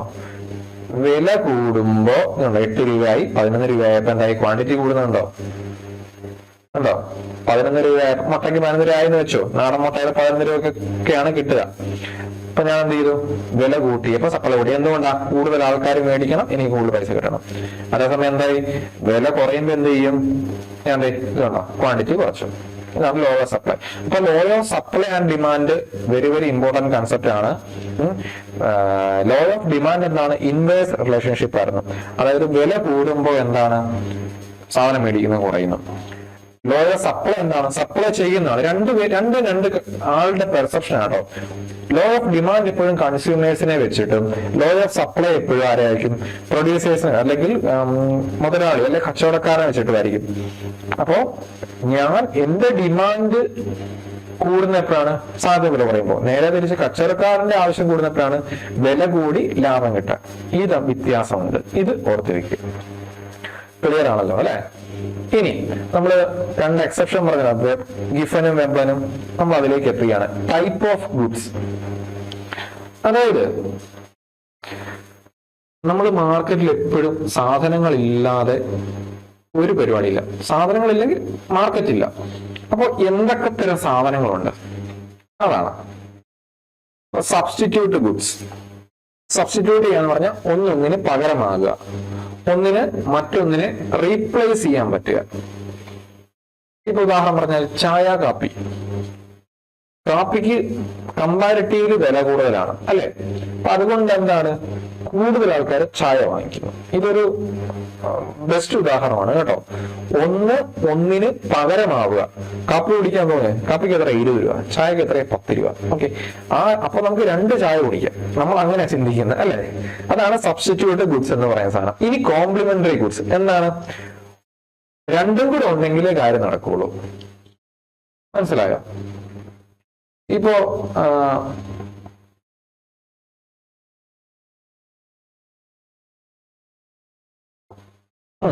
അതായത് ഒന്നിന്റെ വില കൂടുമ്പോ മറ്റൊന്നിന്റെ വില കുറയുന്നു. ഇപ്പൊ ഉദാഹരണം പറഞ്ഞു കഴിഞ്ഞാല് നമ്മള് പെട്രോള് കണ്ടു അല്ലെ? പെട്രോൾ എന്താണ്? പെട്രോളിന് ഡീസലിന്റെ വില കൂടുമ്പോ നോർമൽ ആയിട്ടുള്ള നമ്മുടെ സാധാ കാറ്, ബൈക്കിനൊക്കെ ഉള്ള ഡിമാൻഡ് കുറഞ്ഞുകൊണ്ടിരിക്കുകയാണ്. പകരം എന്താണ്? ഇ വി വരുന്നു. ഒന്ന് കൂടുമ്പോ മറ്റൊന്നിന് കുറയുന്നു. അതായത് പെട്രോളിന്റെ വില കൂടുമ്പോ എന്ത് സംഭവിക്കുന്നു? വണ്ടിയുടെ ഡിമാൻഡ് കുറയുന്നു. മനസ്സിലായോ? രണ്ടും രണ്ട് കാര്യമാണ്, പക്ഷെ രണ്ടും കൂടെ ഒരുമിച്ചാണ്. പെട്രോൾ അടിക്കണമെങ്കിൽ വണ്ടി വേണം, പെട്രോൾ അടിച്ചാലേ വണ്ടി ഓടുകയുള്ളൂ. പക്ഷെ പെട്രോളിന് വില കൂടുന്നു, അതുകൊണ്ട് വണ്ടിയുടെ ഡിമാൻഡ് കുറയുന്നു. പകരം എന്തിലേക്ക് പോകുന്നു? ഇലക്ട്രിക്കിലേക്ക് പോകുന്നു അല്ലെ? സ്ഥിരം യാത്രയുള്ളവരും ഒരുപാട് യാത്ര ചെയ്യുന്ന ആൾക്കാരും പെട്രോൾ അടിക്കുന്ന പൈസ പകരം വണ്ടി മേടിക്കാൻ വരെ ഇൻവെസ്റ്റ് ചെയ്യുന്ന ഒരു കാലഘട്ടമാണ്. എന്തുകൊണ്ടാണ്? പെട്രോളിനും ഡീസലിനും വില കയറി. അതാണ്. അപ്പോ സബ്സ്റ്റിറ്റ്യൂട്ട് ഗുഡ് എന്താണെന്ന് കണ്ടു. ഒന്ന് മറ്റൊന്നിന് കൃത്യമായിട്ട് പകരമാണ് ചായ, കാപ്പി എന്നുള്ളത്. കോംപ്ലിമെന്റ് എന്താണ്? ഒരുമിച്ച് ഉപയോഗിക്കാൻ പറ്റുള്ളൂ, പക്ഷെ ഒന്നിന് കൂടുമ്പോൾ ഒന്ന് കുറയും. ക്ലിയർ അല്ലേ? ഇനി നോർമൽ ഗുഡ്. വരുമാനം കൂടുമ്പോ ആവശ്യം കൂടുന്നു. അത് നമ്മൾ കണ്ടതാണ്. എന്താണ്? എങ്കൽ കർവ് അല്ലെ? എങ്കൽ കർവ് അതെന്താണ്? ഇങ്ങനെ പോകുന്നൊരു കർവ് നമ്മൾ കണ്ടതാണ് അല്ലെ? വരുമാനം കൂടുന്നതനുസരിച്ച് നമ്മൾ കൂടുതൽ സാധനം വാങ്ങിക്കുന്നു, വരുമാനം കൂടുന്നതനുസരിച്ച് കുറവ് സാധനം വാങ്ങിക്കുന്നു അല്ലെ? ഇൻഫീരിയർ ഗുഡ്, അതായത് നമ്മൾ ഇൻഫീരിയർ ഗുഡ് എന്ന് പറഞ്ഞാൽ നമുക്ക് വരുമാനം കൂടുമ്പോ അതിനുള്ള ആവശ്യം അങ്ങ് കുറയും. ഇപ്പൊ ഏറ്റവും നല്ല മറ്റൊരു ഉദാഹരണമാണ്, നമ്മള് പൈസ കുറവുള്ള സമയത്ത് പബ്ലിക് യൂട്ടിലിറ്റീസ്, അതായത് ബസ് ആയിക്കോട്ടെ, ട്രെയിൻ ആയിക്കോട്ടെ, ഇവൻ മെട്രോ ഒക്കെ ആയിട്ട് നമ്മൾ യൂസ് ചെയ്യുള്ളൂ അല്ലെ? നല്ല വരുമാനം ഉണ്ട്, നമ്മുടെ കയ്യിൽ നല്ല പൈസ ഉണ്ടെങ്കിൽ നമ്മൾ എന്ത് ചെയ്യും? Bike, car. ഓക്കെ, നമുക്ക് സ്ഥിരം കാണുന്ന ഒരു കാഴ്ചയാണ് അല്ലെ? ടൗണിൽ കൂടെ പോയി കഴിയുമ്പോൾ ശ്രദ്ധിക്കാം, ഒരു മജോറിറ്റി കാറുകളിലും ഒരാളെ കാണുള്ളൂ, ചിലപ്പോൾ 2 പേര് അല്ലെ? അവർക്കപ്പോ അതിനുള്ള പൈസയുണ്ട്. പക്ഷെ എന്തുകൊണ്ടാണ്? അവർക്ക് പെട്രോൾ അടിച്ച് പോകാനുള്ള പൈസ ഉണ്ടെങ്കിലും അവർക്ക് മെട്രോയിൽ കയറാനോ ഒന്നും താല്പര്യമില്ല. അതാണ് വരുമാനം കൂടുന്നതിനനുസരിച്ച് ഡിമാൻഡ് കുറയുന്നു. ഓക്കെ, ഈ 4 ക്ലിയർ ആവുള്ളൂ അല്ലെ? Substitute, complementary, normal, inferior. Clear അല്ലേ? ഇൻഫീരിയറിന്റെ കൺസെപ്റ്റ് ഓർത്തിരുന്നു കേട്ടോ. റിവേഴ്സ് ആണ് നമ്മൾ മറ്റേ അവിടെ മോണോസോണി പറഞ്ഞ പോലെ. എന്താണ് മോണോസോണി? എന്തായിരുന്നു? അതായത് വാങ്ങിക്കാൻ ഒരാൾ മാത്രമുള്ള അവസ്ഥ. ഇത് നേരെ തിരിച്ചാണ്. ഇവിടെ അത് തന്നെയാണ്.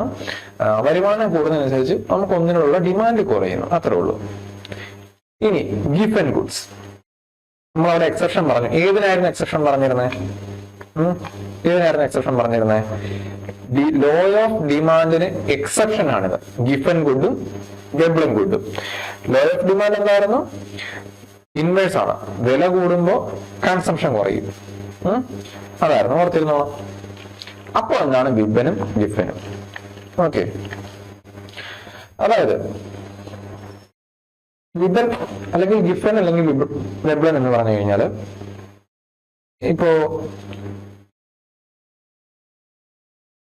നമ്മള് ഒരു ഉദാഹരണം പറയാം. ഞാൻ എല്ലാ ദിവസവും ചോറിന് ഒരുപാട് കറികൾ കൂട്ടിയാണ് കഴിച്ചുകൊണ്ടിരുന്നത്. നല്ലൊരു സദ്യ എന്ന് പറയാം. അതേസമയം പച്ചക്കറിയുടെ വില കൂടി, പച്ചക്കറിക്ക് കാര്യമായിട്ട് വില കൂടി, എനിക്ക് മേടിക്കാനുള്ള പൈസയുമില്ല. അതേസമയം അരി വില മാറ്റമില്ല. അപ്പൊ ഞാൻ എന്ത് ചെയ്യും?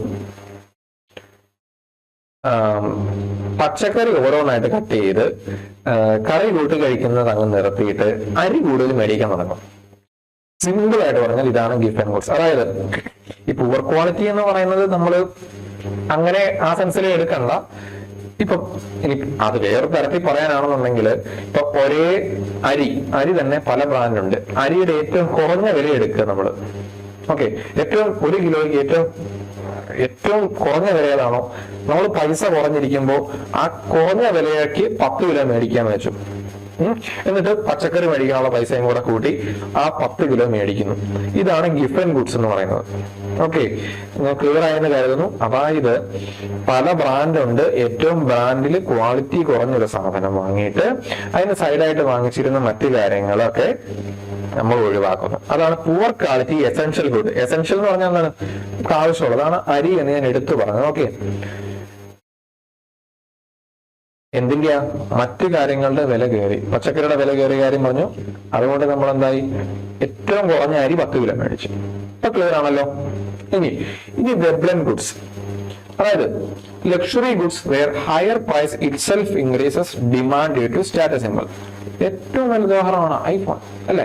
ഐഫോൺ എടുക്കുക, അയാളുടെ കയ്യിൽ ഐഫോൺ ആണ്, അല്ലെങ്കിൽ ഇന്നയാളുടെ കയ്യിൽ ഐഫോൺ ആണ്, ഐഫോൺ എന്ന് പറയുന്ന ഒരു സ്റ്റാറ്റസ് ഉണ്ട്. അല്ലെന്നുണ്ടെങ്കിൽ ഇപ്പോ റോൾസ് റോയ്സ് കാറ് ഒരു വെബ്ലൻ ഗുഡ് ആണ്. ഓക്കെ, ഇതിൽ പരം നല്ലൊരു ഉദാഹരണം ഇതിന് പറയാനില്ല. അപ്പൊ ഈ ടൈപ്പ് ഓഫ് ഗുഡ് എന്ന് പറയുന്ന ടോപ്പിക്ക് ക്ലിയർ ആണെന്ന് വിചാരിക്കുന്നു. Law of supply, type of good കണ്ടു. ടൈപ്പ് ഓഫ് ഗുഡ് എന്തൊക്കെയാന്ന് നമ്മൾ കണ്ടു. അതിനൊരു സമ്മറി ആയിട്ട് കൊടുത്തിരിക്കുകയാണ് കേട്ടോ. ഇത് സബ്സ്റ്റിറ്റ്യൂട്ട് ഗുഡ് എന്താന്ന് കണ്ടു, കോംപ്ലിമെന്ററി ഗുഡ് എന്താന്ന് കണ്ടു, പെട്രോള് കാറിന്റെ നമ്മൾ കണ്ടു, നോർമൽ ഗുഡ്. ഈഫൻ വെബ്ലൈനകത്ത് വന്നിട്ടില്ല, സോറി. ഓക്കെ, വെബ്ലൻ എന്തായിരുന്നു, ഐഫോൺ അല്ലെങ്കിൽ ബ്രാൻഡ് എന്നുള്ള കാര്യം ഓർത്തിരിക്കുക. ക്ലിയർ അല്ലേ? ഇനി വേറൊരു ഡിഫറെന്റ് കൺസെപ്റ്റിലേക്കാണ് നമ്മൾ വരുന്നത്. ഐസോ കോസ്റ്റ് ലൈൻ. ഓക്കെ, ഈ ടേം ഞാൻ പറഞ്ഞല്ലോ, എക്കണോമിയിൽ എപ്പോഴും ടേം ഇമ്പോർട്ടന്റ് ആണെന്ന് പറഞ്ഞല്ലോ. ഐസോ 1 അല്ലെങ്കിൽ ഒരുപോലെ എന്നുള്ള അർത്ഥമാണ് കോസ്റ്റ്. കോസ്റ്റ് എന്ന് പറഞ്ഞാൽ നമുക്കറിയാലോ, വില. അതായത് നമ്മുടെ കയ്യിൽ, എന്റെ കയ്യിൽ 100 രൂപയുണ്ട്, അല്ലെങ്കിൽ ഇപ്പോൾ ആദ്യം ഉദാഹരണം ഉണ്ടല്ലോ, എന്റെ കയ്യിൽ 10,000 രൂപയുണ്ട്. അതായത് ഒരു ഫിക്സഡ് ബഡ്ജറ്റ് ആണ്. ആ ബഡ്ജറ്റ് കൊണ്ട് എനിക്ക് വേണ്ട കാര്യങ്ങൾ എന്തൊക്കെ രീതിയിൽ 10,000 രൂപയ്ക്കുള്ളിൽ എനിക്ക് 10,000 രൂപ കൊടുത്ത് എനിക്കൊരു സാധനം ഉണ്ടാക്കണം. അതിനൊരു തൊഴിലാളി വേണം, മെഷീനും വേണം. 10,000 രൂപയ്ക്ക് എത്ര തൊഴിലാളി, എത്ര മെഷീൻ എന്നാണ്. കയ്യിലുള്ള പൈസക്ക് ഏതൊക്കെ തരത്തിൽ നമുക്കൊരു ഔട്ട്പുട്ട് എടുക്കാം. ക്ലിയർ അല്ലേ? അതാണ് ഇപ്പൊ കണ്ടോ, ഒരു വർക്കറിന് 1000, ഒരു മെഷീൻ 2000 വരുന്ന അവസ്ഥ. 10,000 രൂപ ഉണ്ട് തരും. എങ്ങനെയൊക്കെ കോമ്പിനേഷൻ ആക്കാം? 10 വർക്കറിനെ എടുക്കാം, മെഷീൻ ഒന്നും എടുക്കണ്ട. 8 worker, 1 machine, 6 worker 2 machine, 4 worker 3 machine. ഇങ്ങനെ പല കോമ്പിനേഷൻ ഉണ്ട് കേട്ടോ. അത്ര ഉദ്ദേശമുള്ളൂ. കയ്യിൽ എത്ര രൂപയുണ്ട്, എന്റെ കയ്യിൽ എത്ര രൂപയുണ്ട്, അതിന് എങ്ങനെയൊക്കെ വിനിയോഗിച്ചാൽ എനിക്കൊരു ഔട്ട്പുട്ട് കിട്ടാം, അതാണ് ഉദ്ദേശിക്കുന്നത്. ഇത് ഐസോ കോസ്റ്റ് എന്ന് പറയാൻ കാര്യം ഇതാണ് കേട്ടോ. ഈ ലൈൻ ഇങ്ങനെ ഡൗൺവേർഡ്സ് ആണ്, അതുകൊണ്ടാണ്. ഓക്കെ, ഐസോ കോസ്റ്റ് ലൈൻ. ഇനി ഐസോ ക്വാണ്ട് ലൈൻ. ക്വാണ്ട് എന്ന് പറഞ്ഞാൽ ഒരു പ്രത്യേക ഔട്ട്പുട്ട്, ഒരു ക്വാണ്ടിറ്റി പ്രൊഡ്യൂസ് ചെയ്യുന്ന കാര്യമാണ്. കോസ്റ്റ് എന്താണ്, ബഡ്ജറ്റ് ആണ്. ഫിക്സഡ് ബഡ്ജറ്റിൽ അതിനെ എങ്ങനെയൊക്കെ കോമ്പിനേഷൻ വഴി ഔട്ട്പുട്ട് ഉണ്ടാക്കാം. അതേസമയം പല കോമ്പിനേഷൻ എടുത്തൊരു ഫിക്സ്, നമ്മൾ ആദ്യം ഔട്ട്പുട്ട് തീരുമാനിച്ചു നോക്കുക. ഇതിനകത്ത് എനിക്ക് ഇത്ര സാധനം ഉണ്ടാക്കണം, അതെങ്ങനെയൊക്കെ ഉണ്ടാക്കാം. മറ്റത് എങ്ങനെയായിരുന്നു, എന്റെ കയ്യിൽ ഇത്ര രൂപയുണ്ട്, അതിന് എത്രയൊക്കെ ഉണ്ടാക്കാം. വ്യത്യാസം മനസ്സിലായല്ലോ? അപ്പോ ഇത്ര സാധനം ഉണ്ടാക്കണം, അതാണ് ഐസോ ക്വാണ്ട്. കണ്ടോ, 100 ഗ്ലാസ് ജ്യൂസ് ഒരു ദിവസം ഉണ്ടാക്കാം, അതെങ്ങനെയൊക്കെ ഉണ്ടാക്കണം എന്നുള്ളതാണ്. നമ്മൾ അവിടെ കൊടുത്ത പോലെ തന്നെ ഒരു കോമ്പിനേഷൻ ആണ് ഈ കൊടുത്തിരിക്കുന്നത്. കൺസെപ്റ്റ് ഡൗട്ട് വരുമ്പോൾ ഇത് വായിച്ചു നോക്കുക. ഓക്കെ, സിമ്പിൾ ആയിട്ടുള്ള കാര്യമേ ഉള്ളൂ. 100 ഗ്ലാസ് ഔട്ട്പുട്ട് ഉണ്ടാക്കാം, അല്ലെ? എത്ര ജോലിക്കാര്, എത്ര മെഷീൻ ഉണ്ട്, പല രീതിയിലിടാം. നമ്മളാണ് ഒരു കഥ നടത്തുന്നെങ്കിൽ നമ്മൾ ചിന്തിച്ചു നോക്കൂലേ, അത്രേ ഉള്ളൂ. ഓക്കെ, ക്ലിയർ അല്ലേ? ഇതാണല്ലേ. ഇത് ലീനിയറും ഇത് എക്സ്പോണൻഷ്യലും ആണ് കേട്ടോ. അതേ ഉള്ളു വ്യത്യാസം. രണ്ടും ഡൗൺവേർഡ്സ് ആണ്. നമ്മൾ എന്തായാലും ഡിഫറെന്റ് ആയിട്ട് രണ്ട് കൺസെപ്റ്റ് ആണ് വായിച്ചത്, ഐസോ കോസ്റ്റും ഐസോ ക്വാണ്ടും അല്ലെ. ഇനി അടുത്ത എന്താണ്? Invisible hand and laissez faire. Invisible hand ഇതെന്ന് പറഞ്ഞാൽ നമുക്ക് മലയാളത്തിൽ പറഞ്ഞു കഴിഞ്ഞാൽ കാണാൻ മേലാത്ത കൈ അല്ലെ. എന്താണ് ഇത്? നമുക്ക് എക്കണോമിക്സ് അല്ലെങ്കിൽ മാർക്കറ്റുമായിട്ട് ബന്ധപ്പെട്ടത് എന്താണ് ഇതിന് ഉദ്ദേശിക്കുന്നത്? അതായത് ആഡം സ്മിത്ത് എന്ന് പറയുന്ന ആള് അയാളുടെ തിയറി ഓഫ് മോറൽ സെന്റിമെന്റ്സ് എന്ന് പറയുന്ന ബുക്കിലാണ് ഈ ഒരു കൺസെപ്റ്റ് കൊണ്ടുവന്നത്. അതായത് പ്രത്യേകിച്ച് ആരും മാർക്കറ്റിൽ വലിയ കാര്യങ്ങളൊന്നും ചെയ്യുന്നില്ലെങ്കിലും മാർക്കറ്റ് തന്നെത്താനെ അങ്ങ് പോകുന്നു, മാർക്കറ്റ് തന്നെത്താനെ അങ്ങ് നടന്നു പോകുന്നു. ആരും പ്രത്യേകിച്ച് കൺട്രോൾ ചെയ്യുന്നില്ല, എന്നാൽ ആരൊക്കെയോ കൺട്രോൾ ചെയ്യുന്നതായിട്ട് നമുക്ക് തോന്നാം. അതാണ് ഒരവസ്ഥ. ഇത് ഇന്നത്തെ അവസ്ഥയിൽ പ്രാക്ടിക്കൽ ആണോ എന്ന് എനിക്കറിയില്ല. എന്തായാലും ഇങ്ങനെ ഒരു കൺസെപ്റ്റ് കൊണ്ടുവന്നിട്ടുണ്ട്, ഇൻവിസിബിൾ ഹാൻഡ്. ആരും കൺട്രോൾ ചെയ്യുന്നില്ല എന്ന് തോന്നാം, അങ്ങനെ ഒരു കൺസെപ്റ്റ്. ഓക്കെ, അതായത് ഞാൻ എനിക്ക് വേണ്ട കാര്യങ്ങൾ ചെയ്തുകൊണ്ടേയിരിക്കുന്നു, അല്ലാതെ എനിക്ക് വേണ്ട കാര്യങ്ങൾ മറ്റുള്ളവരല്ല തീരുമാനിക്കുന്നത്. മനസ്സിലായോ? അപ്പൊ ആരെങ്കിലും കൺട്രോൾ ചെയ്യുന്നുണ്ടോ? ഇല്ല. അതാണ് ഇൻവിസിബിൾ ഹാൻഡ്, നാച്ചുറലി അഡ്ജസ്റ്റ് ചെയ്തു പോകുന്നത്. മനസ്സിലായല്ലോ? ഇനി ലൈസേഴ്സ് ഫെയർ, അതും ആഡം സ്മിത്ത് ആണ്. അദ്ദേഹത്തിന്റെ വെൽത്ത് ഓഫ് നേഷൻസ് എന്ന ബുക്കിലാണ് കൊണ്ടുവന്നത്. ഇത് നമുക്ക് ഇന്ന് ആപ്ലിക്കബിൾ ആയിട്ടുള്ള ഒരു കാര്യമാണ്, പ്രത്യേകിച്ച് ക്യാപിറ്റലിസ്റ്റ് മാർക്കറ്റുകളിൽ. അതായത് ഗവൺമെന്റ് എന്ന് പറയുന്ന ഒരു സിസ്റ്റം സെപ്പറേറ്റ്. നമ്മളൊരു ടു വീലിന്റെ കാര്യം പറഞ്ഞാൽ പ്രൈവറ്റ് പബ്ലിക്, അതായത് പബ്ലിക് എന്ന് പറയുന്ന ഗവൺമെന്റ് പലതിനും ഫെസിലിറ്റേറ്റ് ചെയ്യുകയാണ്. അല്ലാതെ ഇപ്പൊ നമുക്കറിയാം, നമ്മൾ ഈ കഴിഞ്ഞിടയ്ക്ക് ഇൻഡിഗോയുടെ ഇഷ്യൂ കേട്ടു അല്ലെ. എന്തായിരുന്നു? ഇൻഡിഗോയ്ക്ക് മോർ ദാൻ 50% മാർക്കറ്റ് ഷെയർ ഉണ്ട്. അതുകൊണ്ട് തന്നെ ഇൻഡിഗോയുടെ ഫ്ലൈറ്റ് എല്ലാം ക്യാൻസൽ ആയപ്പോൾ എന്ത് പറ്റി? മാർക്കറ്റ് മൊത്തത്തിൽ പ്രശ്നമായി, പൈസ കൂടി. അതേസമയം നമ്മുടെ സർക്കാരിന്റെ എയർ ഇന്ത്യ അല്ലെങ്കിൽ സർക്കാർ പിന്താങ്ങുന്ന എയർ ഇന്ത്യ എന്ന് പറയുന്ന ഒരു സെറ്റപ്പ് ഉണ്ടായിരുന്നെങ്കിൽ എന്തായിരുന്നു? ഇത്രയും ബാധിക്കില്ലായിരുന്നു. എന്ന് വെച്ച് കഴിഞ്ഞാല് പല കാര്യങ്ങളിലും സർക്കാർ അതിനെ അനുവദിക്കുന്നതേ ഉള്ളൂ, സർക്കാർ നേരിട്ട് ഇടപെടുന്നില്ല. ഉദാഹരണമാണ് ഞാൻ ഇത് ഫ്ലൈറ്റ് മാർക്കറ്റിന്റെ കാര്യം പറഞ്ഞത്. മിനിമം ഇന്റർഫിയറൻസ് ഉള്ളൂ ഗവൺമെന്റ്. ഓക്കെ, ഫ്രീ മാർക്കറ്റാണ്, നിങ്ങൾ എന്താണ് ചെയ്യുന്നത്? അതാണ് let do or let it be. പക്ഷെ ഞങ്ങൾ മോണിറ്റർ ചെയ്യുന്നുണ്ട്, ഞങ്ങൾ ഗൈഡ് ചെയ്യും. കണ്ടല്ലോ, ഇന്ത്യയുടെ കേസിൽ എന്തായിരുന്നു? നിങ്ങൾ ചെയ്തോ, പക്ഷെ ഈ കേസ് വന്ന സമയത്ത്, ഈ ഇഷ്യൂ വന്ന സമയത്ത് ഗവൺമെന്റ് അതിന്റെ പ്രൈസ്, വില, ഇത്ര കിലോമീറ്ററിന് ഇത്ര രൂപ വാങ്ങിക്കാവൂ എന്ന് ഫിക്സ് ചെയ്തായിരുന്നു അല്ലെ. അത് ഇതിനൊരു ഉദാഹരണമാണ് അല്ലെ. ഓക്കെ, അപ്പോ ഇൻവിസിബിൾ ഹാൻഡ്, ലൈസൻസ് ഫെയർ, ഇത് രണ്ടും തമ്മിൽ മാറിപ്പോകരുത് കേട്ടോ. ലൈസൻസ് ഫെയർ എന്ന് പറഞ്ഞാൽ ഗവൺമെന്റിന്റെ റോൾ ഉണ്ട്, പക്ഷെ റോൾ ഉണ്ടോ എന്ന് ചോദിച്ചു കഴിഞ്ഞാൽ മിനിമൽ റോളേ ഉള്ളൂ, മിനിമൽ റോള്. ഓക്കെ, ഇത് രണ്ടും ആഡം സ്മിത്ത് ആണ് കൊണ്ടുവന്നത്. അപ്പൊ നമ്മുടെ പരീക്ഷ സംബന്ധിച്ചോളം ഇതിന്റെ എല്ലാ ഫാക്ടുകൾ ഇമ്പോർട്ടന്റ് ആണ്. ആഡം സ്മിത്ത് എന്ന പേര്, ബുക്ക്, ടേംസ്, അതിന്റെ കൺസെപ്റ്റുകൾ ഒക്കെ ഇമ്പോർട്ടന്റ് ആണ്. അപ്പൊ നമ്മളൊരു മേജർ പോർഷൻ, അതായത് എക്കണോമിക്സിലെ ബേസിക് ആയിട്ടുള്ള കൺസെപ്റ്റുകളെല്ലാം നമ്മൾ ഒന്ന് കണ്ടു. ഓക്കെ, നമ്മൾ ഒന്നൊന്ന് ഓടിച്ച് റിവിഷൻ നോക്കി പോവാം. ഇത്രയും പോയതല്ലേ.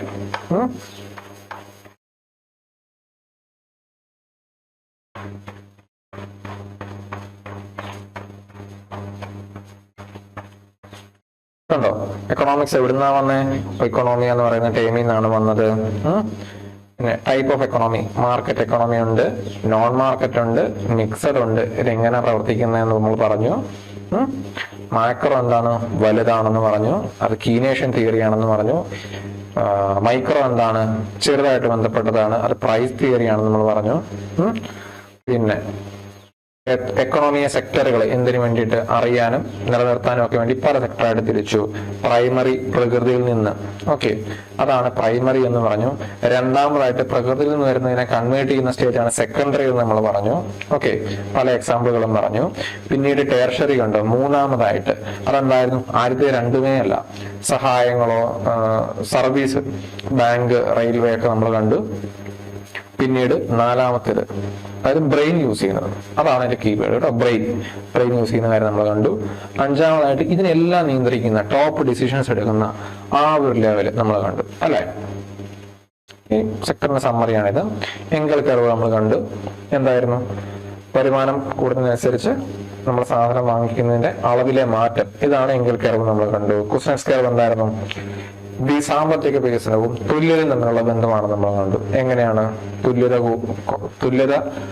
തുല്യതയായിരുന്നു, തുല്യത ഇല്ലാതെ വന്നു, വീണ്ടും തുല്യതയാവുന്നു. അത് പോസിറ്റീവ് ആണ് നെഗറ്റീവ് ആണെന്നുള്ളത് നമ്മൾ കണ്ടു. രണ്ട് എൻഡില് അത് കണ്ടു.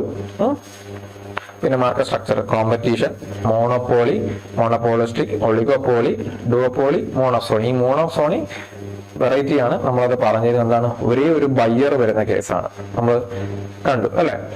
Demand and supply, market work ആണെങ്കിൽ ഡിമാൻഡ് ഉണ്ടായിരിക്കണം, സപ്ലൈ ഉണ്ടായിരിക്കണം. അതെങ്ങനെ വർക്ക് ചെയ്യുന്നു? വില കൂടുന്നതനുസരിച്ച് കൺസംഷൻ കുറയുന്നതാണ് ലോ ഓഫ് ഡിമാൻഡ്, അല്ലെങ്കിൽ അത് ഇൻവേഴ്സ് റിലേഷൻ ആണെന്ന് ഓർത്തിരിക്കുക. വില കുറഞ്ഞാൽ കൺസംഷൻ കൂടും, ഇൻവേഴ്സ് ആണെന്നുള്ളത് ഓർത്തിരിക്കുക. ഇനി ലോ ഓഫ് സപ്ലൈ എന്തായിരുന്നു? വില കൂടുമ്പോൾ എന്തായാലും കൂടുതൽ സപ്ലൈ കൊടുക്കുന്നു. എന്തിനാ? എനിക്ക് ലാഭം കിട്ടാൻ. മറ്റേത് കൺസ്യൂമേഴ്സിന്റെ ആണെങ്കിൽ ഇത് കച്ചവടക്കാരന്റെ കാഴ്ചപ്പാടിന്നാണ്. ഓക്കെ, അതായിരുന്നു വ്യത്യാസം. ഇനി സബ് ഗുഡ്സ് എന്താണ്? ഒന്നിനെ മറ്റൊന്നായിട്ട് മാറ്റുന്നത് സബ്സ്റ്റിറ്റ്യൂട്ട് ആണ്, ഒന്നും മറ്റൊന്നുകൂടെ ചേർന്ന് പോകുന്നത് കോംപ്ലിമെന്ററി ആണ് നമ്മൾ പറഞ്ഞു. നോർമൽ ഗുഡ്സ് അത് നമ്മൾ പറഞ്ഞു. ഇൻഫീരിയർ എന്താണ്? നമ്മള് വരുമാനം കൂടുമ്പോൾ പബ്ലിക് യൂട്ടിലിറ്റീസ് ഉപയോഗിക്കുന്ന കുറയുന്നു അല്ലെ. ഉദാഹരണമായിട്ട് കാണുന്നത് ഗിഫ്റ്റ് ആൻഡ് ഗുഡ്സ് എന്താണ്? അത് നമ്മൾ റെയർ കേസ് ആണെന്ന് പറഞ്ഞു. എന്താണ്? സദ്യ കഴിച്ചുകൊണ്ടിരിക്കുന്നു, കറി കട്ട് ചെയ്യുന്നു, അരി ഏറ്റവും കുറഞ്ഞത് മേടിക്കുന്നു, അങ്ങനെ എന്താണ്? അത് കൂടുതൽ മേടിക്കുന്നു. അതാണ് gift and goods. Payable and goods എന്താണ്? ലക്ഷറി, സ്റ്റാൻഡേർഡ് കാണിക്കാൻ വേണ്ടി. അപ്പൊ ഐഫോണിന്റെ കാര്യം, റോൾസ് റോയ്സിന്റെ കാര്യം പറഞ്ഞു. അതൊക്കെ തന്നെ ഐസോ കോസ്റ്റ് ലൈൻ പറഞ്ഞതാണ്. അതായത് ഒരു ഫിക്സഡ് ബഡ്ജറ്റ് വെച്ചിട്ട് അതിനെന്തേലും കിട്ടും, പല കോമ്പിനേഷൻ. ഫിക്സഡ് ബഡ്ജറ്റ് ആണ് ഐസോ കോസ്റ്റിന്റെ ബേസ്. ഓക്കെ, ഇനി ഐസോ കോസ്റ്റ് ലൈൻ എന്ന് പറയുമ്പോൾ ഐസോ ക്വാണ്ട് ഉണ്ട് അല്ലെ. ഐസോ ക്വാണ്ട് എന്താണ്? എനിക്ക് ഇത്ര ഔട്ട്പുട്ട് വേണം, നമ്മൾ ആദ്യം ഔട്ട്പുട്ടാണ് തീരുമാനിക്കുന്നത്. അതെങ്ങനെയൊക്കെ ഉണ്ടാക്കാം, അതാണ് ക്വാണ്ടിറ്റി, ഐസോ ക്വാണ്ട്. ഓക്കെ, ആ രണ്ട് കാര്യം പറഞ്ഞു. പിന്നെ ഇൻവിസിബിൾ ഹാൻഡ്, ലൈസോസ്ഫിയറിന്റെ കാര്യം പറഞ്ഞു. അങ്ങനെ നമ്മൾ ഒരു മേജർ പോർഷൻ കഴിഞ്ഞിരിക്കുകയാണ് അല്ലെ. ഇനി നമുക്ക് ബേസിക് കീ കൺസെപ്റ്റ് എല്ലാം പോയ സ്ഥിതിക്ക് നമുക്ക് അടുത്ത കാര്യത്തിലേക്ക് വരാം. എന്താണ്? National income. നാഷണൽ ഇൻകം എന്ന് പറഞ്ഞാൽ എന്താ ഉദ്ദേശിക്കുന്നത്? നമുക്ക് എല്ലാവർക്കും വരുമാനം ഉണ്ടല്ലേ. അപ്പൊ നമ്മൾ മാക്രോ എക്കണോമിക്സ് എന്ന ടൈം പറഞ്ഞപ്പോ എന്താ പറഞ്ഞത്? നമ്മുടെ രാജ്യം ഒരു വലിയ വീടായിട്ട് കൺസിഡർ ചെയ്യാം. നമ്മുടെ രാജ്യം അല്ലെങ്കിൽ നമ്മുടെ വീടായ രാജ്യത്തിന്റെ വരുമാനമാണ് നാഷണൽ ഇൻകം. എന്റെ വീടിന്റെ വരുമാനം, രാജ്യത്തിന്റെ വരുമാനം, അതാണ് നാഷണൽ ഇൻകം. വ്യത്യാസം മനസ്സിലായല്ലോ. ഇപ്പൊ മാക്രോ എക്കണോമിക്സ് എന്നുള്ള ടൈം അന്നേരം നമ്മുടെ മനസ്സിലേക്ക് വരണം കേട്ടോ. കാരണം നമ്മളിപ്പോ പഠിച്ചു കഴിഞ്ഞതേ ഉള്ളൂ. മാക്രോ എക്കണോമിക്സ് അന്നേരം മനസ്സിലേക്ക് വരണം. അപ്പൊ നമുക്ക് നാഷണൽ ഇൻകം എന്താണെന്നുള്ളത് നോക്കാം. നാഷണൽ ഇൻകം എന്താണെന്ന് വെച്ചാല് aggregate factor income earned by normal residence of a country in an accounting year. അല്ലെ, ഇൻ ആൻ അക്കൗണ്ടിങ് ഇയർ എന്താണ്? നമുക്ക് ടൈം ബ്രേക്ക് ചെയ്ത് നോക്കാം. Aggregate factor income. അഗ്രിഗേറ്റ് എന്താണ്? സമ്മാണ്, എല്ലാത്തിന്റെയും സമ്മാണ് ഉദ്ദേശിക്കുന്നത്. ഇനി ആരാണ് നോർമൽ റെസിഡൻസ്? ഒരു കാര്യം ശ്രദ്ധിക്കണം, ഇവിടെ സിറ്റിസൺസ് എന്നല്ല പറഞ്ഞിരിക്കുന്നത്, നോർമൽ റെസിഡൻസ് എന്നാണ്. നോർമൽ റെസിഡൻസ് എന്ന് പറഞ്ഞു കഴിഞ്ഞാല് ഏതാണ്ട് 180 അല്ലെങ്കിൽ 82 ദിവസം വരെ തുടർച്ചയായി നമ്മുടെ രാജ്യത്ത് താമസിക്കുന്നവർ ആരാണോ അവരെല്ലാം റെസിഡൻസ് ആണ്. സിറ്റിസൺസ് എന്നുള്ള ടൈം അല്ല, റെസിഡൻസ്. വ്യത്യാസം മനസ്സിലാകാൻ കരുതുന്നു. ഇനി അക്കൗണ്ടിങ് ഇയർ എന്നാണ്? ഒരു നിശ്ചിത കാലയളവാണ്, ഫിനാൻഷ്യൽ ഇയർ നമ്മൾ പറയും. ഇവിടെ നമ്മളെ സംബന്ധിച്ച് എന്താണ്?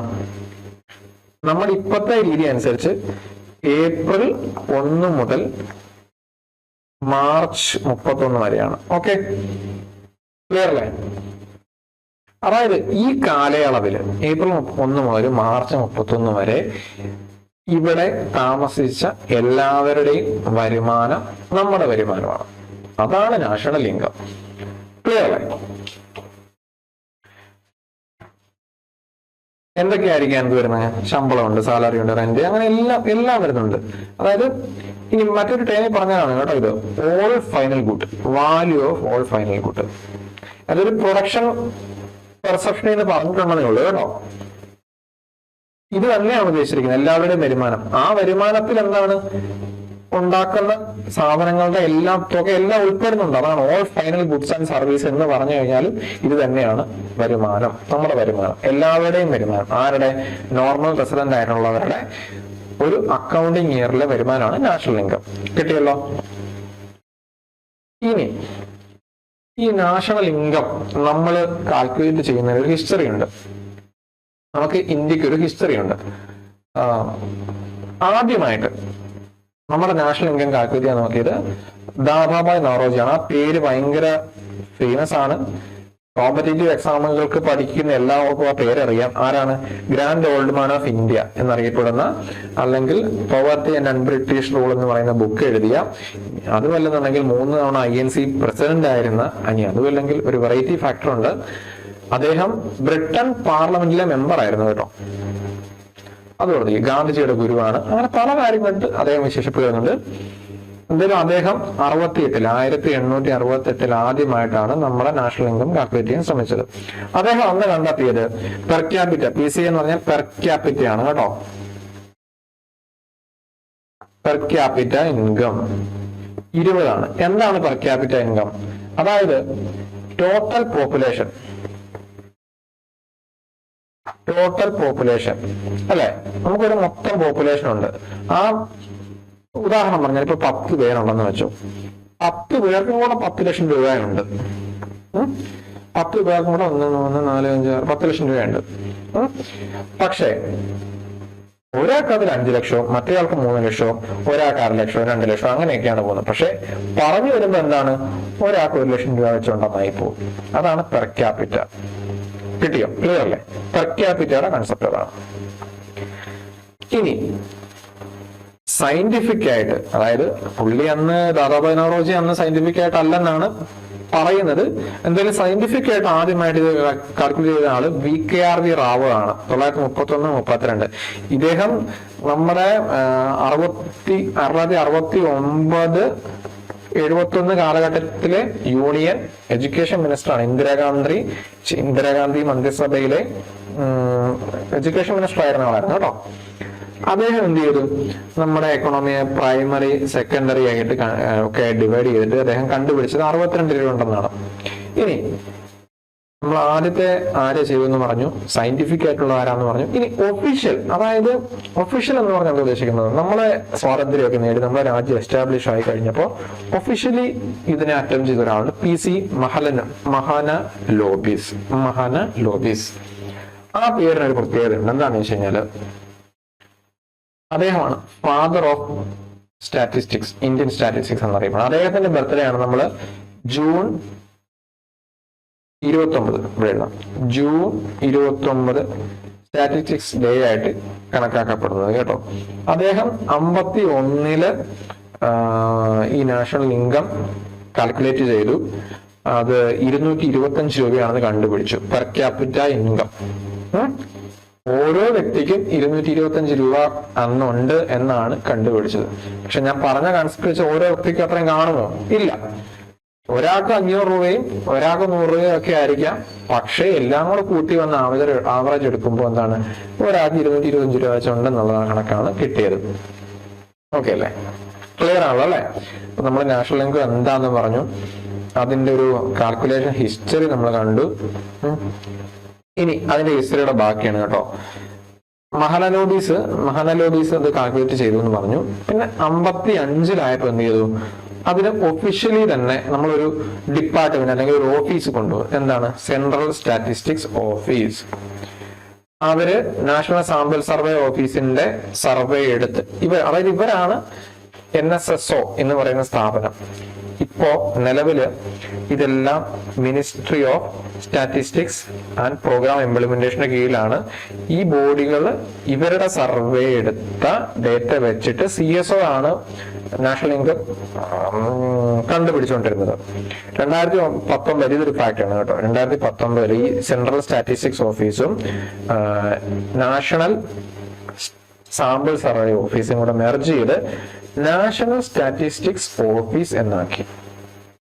ഓക്കെ, ഇപ്പോ ഈ ബോഡിയാണ് നമ്മുടെ നാഷണൽ ഇൻകം കാൽക്കുലേറ്റ് ചെയ്യുന്നത്. നമ്മളെ പലതും ചെയ്യുന്നത്. പിന്നെ ലേബർ ഫോഴ്സ് PLFS സർവേ ഒക്കെ ചെയ്യുന്നത്. ഓക്കെ, അപ്പൊ സർവേയുമായിട്ട് ബന്ധപ്പെട്ട ബോഡിയൊക്കെ പറയുകയാണെങ്കിൽ NSO അല്ലെങ്കിൽ CSO എന്നൊക്കെ നമുക്ക് പറയാം. ഓക്കെ, നമ്മൾ കണ്ടൊരു കാര്യം എന്തായിരുന്നു, ആരാണ് സെക്ടർ തിരിച്ചത്? Doctor VKR Rao primary secondary തിരിച്ചാണ് 31-32 കണ്ടുപിടിച്ചതെങ്കിൽ ഇപ്പൊ എന്താണ് നമ്മൾ കണ്ടു, പ്രൈമറി സെക്കൻഡറി ടെർഷ്യറി സെക്ടറുടെ കൂട്ടിയാണ് ഇപ്പൊ നമ്മൾ നാഷണൽ ഇൻകം കണ്ടുപിടിച്ചുകൊണ്ടിരിക്കുന്നത്. അത് മാറിപ്പോലെ കേട്ടോ. സെക്ടർ എന്താണെന്നൊക്കെ ഓർമ്മ വന്നല്ലേ അല്ലേ? നമ്മൾ പഠിച്ചു തീർന്നിട്ട് അധികം സമയമാകുന്നില്ല. ഇനി നാഷണൽ ഇൻകത്തിനകത്ത് ഒരുപാട് കൺസെപ്റ്റ് ഉണ്ട്, അതിനൊരു ക്ലാരിറ്റി വേണം. അതിനാദ്യം വേണ്ടത് ഞാൻ പറഞ്ഞല്ലോ, നമ്മുടെ നോർമൽ റെസിഡൻസും ആണ്, സിറ്റിസൺസ് അല്ല എന്ന് നമ്മൾ പറഞ്ഞായിരുന്നു അല്ലെ. അതിനുള്ള കാരണം ഞാൻ പറയാം. ആദ്യത്തെ കാരണമാണ് ഡൊമസ്റ്റിക്. ഈ കാരണം കൊണ്ടാണ് ഇവിടെ ജീവിക്കുന്ന ഡൊമസ്റ്റിക് ആയിട്ട് ജീവിക്കുന്ന എല്ലാവരും അതിൽപ്പെടും, നമ്മുടെ ടെറിട്ടറി ജീവിക്കുന്ന എല്ലാവരും അതിൽപ്പെടും. ഓക്കെ, എന്നാൽ ഫോറിൻ എംബസീസ് വരില്ല. എന്തുകൊണ്ടാണ്? ഫോറിൻ എംബസി ഇരിക്കുന്ന സ്ഥലം, അതിന് മുകളിലോട്ടുള്ള എയർ സ്പേസും എല്ലാം അവരുടെ ടെറിട്ടറി ആയിട്ടാണ് കൺസിഡർ ചെയ്യുന്നത്. അതുകൊണ്ടാണ് കേട്ടോ. ഉദാഹരണം പറഞ്ഞാൽ അപ്പൊ നമ്മുടെ ഇന്ത്യൻ എംബസി, ഇപ്പൊ അമേരിക്കയിലെ ഇന്ത്യൻ എംബസി ഡൊമസ്റ്റിക് ടെറിട്ടറി ആയിട്ടാണ് കണക്കാക്കപ്പെടുന്നത്. അതങ്ങനാണ്. ഇപ്പൊ എയർ ഇന്ത്യ ഫ്ലൈറ്റ്, UK ഒരു എയർ ഇന്ത്യ ഫ്ലൈറ്റ് ആകാശത്തെ പറക്കാന്ന് വെച്ചോ, അത് ഇന്ത്യൻ ടെറിട്ടറിയാണ്. ഉദാഹരണം പറഞ്ഞു കഴിഞ്ഞാൽ നമ്മുടെ പ്രധാനമന്ത്രിയോ പ്രസിഡന്റോ ഒക്കെ ഫ്ലൈറ്റില് ഒരു വിദേശ യാത്ര നടത്തുന്ന വഴിക്ക് ഒരു നയത്തിലോ എന്തെങ്കിലും കാര്യത്തിലോ സൈൻ ഇടുകയാണ്. അദ്ദേഹം ഇന്ത്യൻ ടെറിട്ടറിയിൽ ഇരുന്ന് സൈൻ ചെയ്തു എന്നാണ് പറയപ്പെടുന്നത്. ക്ലിയർ അല്ലേ? അതാണ് ഡൊമസ്റ്റിക് ടെറിട്ടറി എന്ന് പറയുന്നതിന്റെ കൺസെപ്റ്റ്. ഇനി അടുത്ത കൺസെപ്റ്റ് ആണ് മാർക്കറ്റ് പ്രൈസ്. നമ്മൾ പലതരം മാർക്കറ്റ് ഉണ്ടെന്ന് കണ്ടു അല്ലെ. മാർക്കറ്റിൽ വിലയുടെ കാര്യം പറഞ്ഞു. മാർക്കറ്റിലെ വില എന്താണ്? നമ്മൾ കൊടുക്കുന്ന വില, അതായത് വാങ്ങിക്കുന്നവർ കൊടുക്കുന്ന വിലയാണ്, ആക്ച്വലി പേ ചെയ്യുന്ന വില. അതിനകത്ത് ഇപ്പത്തെ ഒരു രീതി വെച്ചിട്ട് എന്തൊക്കെ ഉണ്ടാവും? ഞാൻ ഒരു പേന വാങ്ങിക്കാൻ ചെന്നു. ഈ പേന ഉണ്ടാക്കിയതും ഈ പേനയുടെ കംപ്ലീറ്റ് കാര്യങ്ങളും കഴിഞ്ഞ് വന്ന് അതിന്റെ ടാക്സുകളും എല്ലാം കൂടെ കൂട്ടി വന്നൊരു വില കൊടുത്താണ് ഞാൻ ഈ പേന വാങ്ങിക്കുന്നത്. അതേസമയം ഈ പേന ഒരു കമ്പനി ഉണ്ടാക്കുമ്പോൾ അതൊരു സ്റ്റാർട്ടപ്പ് ആണ് എന്ന് സങ്കല്പിക്കുക. സ്റ്റാർട്ടപ്പുകൾക്ക് ഗവൺമെന്റ് ഒരുപാട് സബ്സിഡി കൊടുക്കുന്നു. എന്താണ് സബ്സിഡി? എന്താണ്? ഗവൺമെന്റ് പൈസ കൊടുക്കുന്നു അല്ലെ. ആ കൊടുക്കുന്ന പൈസ ഇനി നമുക്ക് കുറയ്ക്കാം. കാരണം എന്താണ്? ഗവൺമെന്റ് പൈസ കൊടുത്തില്ലായിരുന്നെങ്കിൽ അവര് ഈ ഒരു പേന ഉണ്ടാക്കുന്നതിന്റെ ചെലവ് കൂടും. ആ കൂടുന്ന ചെലവും കൂടി എന്ത് ചെയ്യും? ഇതിന്റെ വിലയിൽ ആടാക്കുവര്, എന്നാലേ അവർക്ക് ലാഭം ഉണ്ടാവൂ. അപ്പോ നമുക്കിത് നഷ്ടമില്ലാതെ അല്ലെങ്കിൽ വലിയ ബലമില്ലാതെ മേടിക്കാൻ പറ്റുകയും വേണം, ഉണ്ടാക്കുന്നയാൾക്ക് ലാഭവും വേണം. അതേസമയം ഉണ്ടാക്കുന്നയാൾക്ക് വലിയ ബലം ഉണ്ടാകരുത്. അതുകൊണ്ടാണ് സബ്സിഡി കൊടുത്തുകൊണ്ടിരിക്കുന്നത്. മനസ്സിലായല്ലോ? അപ്പോ ടാക്സ് വരും, സബ്സിഡി വരില്ല. മാർക്കറ്റ് പ്രൈസിൽ എന്തുണ്ട്? ടാക്സ് ഉണ്ട്, പക്ഷെ സബ്സിഡി ഇല്ല. ക്ലിയർ ആണല്ലോ? ഉദാഹരണം പറഞ്ഞാല് ഗ്യാസ് സിലിണ്ടർ മേടിക്കുന്നു, ടാക്സ് ഇല്ലാതെ 700 രൂപ, GST വന്നു 50, 750 സാധാരണ 750 രൂപയാണ് നമ്മൾ മാർക്കറ്റിൽ മേടിക്കുന്നത്.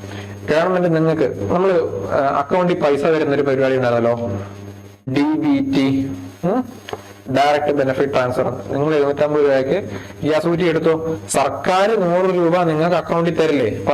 അപ്പൊ ആക്ച്വലി നിങ്ങൾക്ക് എത്ര രൂപ ചെലവായി? 650 രൂപ. അതാണ് സബ്സിഡി ഇല്ല എന്ന് പറഞ്ഞതിന്റെ കൺസെപ്റ്റ്. ക്ലിയർ ആണല്ലോ? അപ്പൊ മാർക്കറ്റ് പ്രൈസിന്റെ അകത്ത് എന്തുണ്ട്? ടാക്സ് ഉണ്ട്.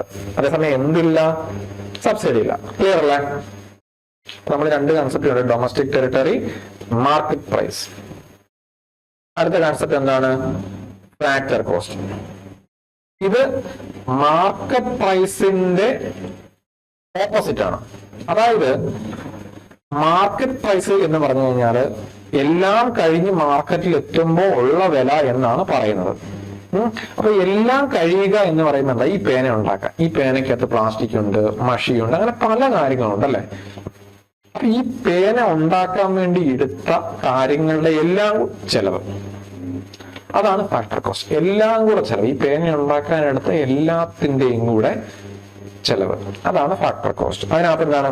ഈ പേന ഉണ്ടാക്കാൻ തൊഴിലാളിക്ക് കൊടുത്ത പൈസ, ഇതുണ്ടാക്കുന്ന ഫാക്ടറി ബിൽഡിംഗ് ഒരു റെന്റാണ്, ആ റെന്റ്, മെഷീൻ വാടക, സാധനം എടുത്തതിന്റെ പൈസ, കറണ്ടിന്റെ പൈസ, എല്ലാം കൂടെ കൂട്ടും. ക്ലിയർ അല്ല? അതാണ് ഫാക്ടർ കോസ്റ്റ്. അതിനകത്ത് ഇൻഡയറക്ട് ടാക്സ് ഇല്ല. അതായത് ഞാൻ പറഞ്ഞല്ലോ, മാർക്കറ്റിൽ എത്തുമ്പോഴാണ് ടാക്സ്, ഏതാണ്? GST കയറുന്നത്. മാർക്കറ്റിൽ എത്തുന്നതിന് മുന്നേ വരെയുള്ള കാര്യങ്ങളാണ്. അപ്പൊ നമ്മൾ അവിടെ കണ്ടു മാർക്കറ്റിൽ എത്തുന്ന സാധനങ്ങളിൽ സബ്സിഡി ഇല്ല. ഓക്കെ, അവിടെ എന്തുണ്ട്? ടാക്സ് ഉണ്ട്, GST ഉണ്ട്. അവിടെ എന്തില്ല? സബ്സിഡി ഇല്ല. എന്തുകൊണ്ടാ?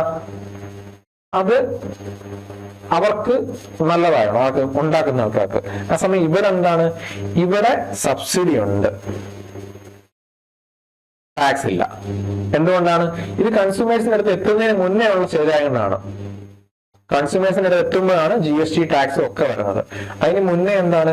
അതിന് മുന്നേ സബ്സിഡികൾ ഉൾപ്പെടുത്തും. ആ ഒരു സ്റ്റേജാണ് ഫാക്ടർ കോസ്റ്റ്. ഓക്കെ, ഇപ്പൊ ഫാക്ടർ കോസ്റ്റ് ആണ് മാർക്കറ്റ് പ്രൈസ് എത്തുന്നതിന് തൊട്ട് മുന്നേ ഉള്ള വില, ഇൻഡയറക്ട് ടാക്സ്. അത് സബ്സിഡി ഉണ്ട് കേട്ടോ, സബ്സിഡി ഉള്ളതാണ്. അവിടെ സബ്സിഡി ഇല്ല, ഇവിടെ സബ്സിഡി ഉണ്ട്. അവിടെ GST ഉണ്ട്, ഇവിടെ GST ഇല്ല. അതാണ് വ്യത്യാസം. ക്ലിയർ അല്ലേ? അത് കൺസ്യൂമേഴ്സിന്റെ കയ്യിലെത്തുന്നു, ഇത് പ്രൊഡ്യൂസേഴ്സിന്റെ വില. ക്ലിയർ അല്ലേ? ഇനി അടുത്ത കൺസെപ്റ്റ് ആണ് ഡിപ്രീസിയേഷൻ. എന്താണ് ഡിപ്രീസിയേഷൻ? ഡിപ്രീസിയേഷൻ എന്ന് പറയുന്ന കൺസെപ്റ്റ്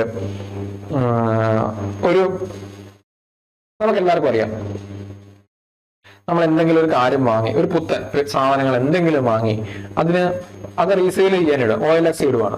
അപ്പൊ നമ്മൾ മേടിച്ച വിലക്ക് ഇടുവോ? ഒരിക്കലും ഇടില്ല. എന്തുകൊണ്ടാണ്? അതിന് വില കുറഞ്ഞു നമുക്കറിയാം, അല്ലെങ്കിൽ ഇടാൻ പറ്റില്ല. അതാണ് അതിന്റെ ഒരു ജനറൽ രീതി. അതെന്തുകൊണ്ടാണ്? Old, worn out, lose value, അല്ലെങ്കിൽ വിയർ ആൻഡ് ടിയർ എന്ന് പറയും. ഉദാഹരണം പറഞ്ഞാൽ നമ്മളൊരു 60,000 രൂപയ്ക്ക് ഒരു ബൈക്ക് എടുത്തു, ഒരു വർഷം കഴിഞ്ഞപ്പോൾ 50,000 രൂപയായി, എന്നുവെച്ചാൽ 10,000 രൂപ പോയി, കുറഞ്ഞു.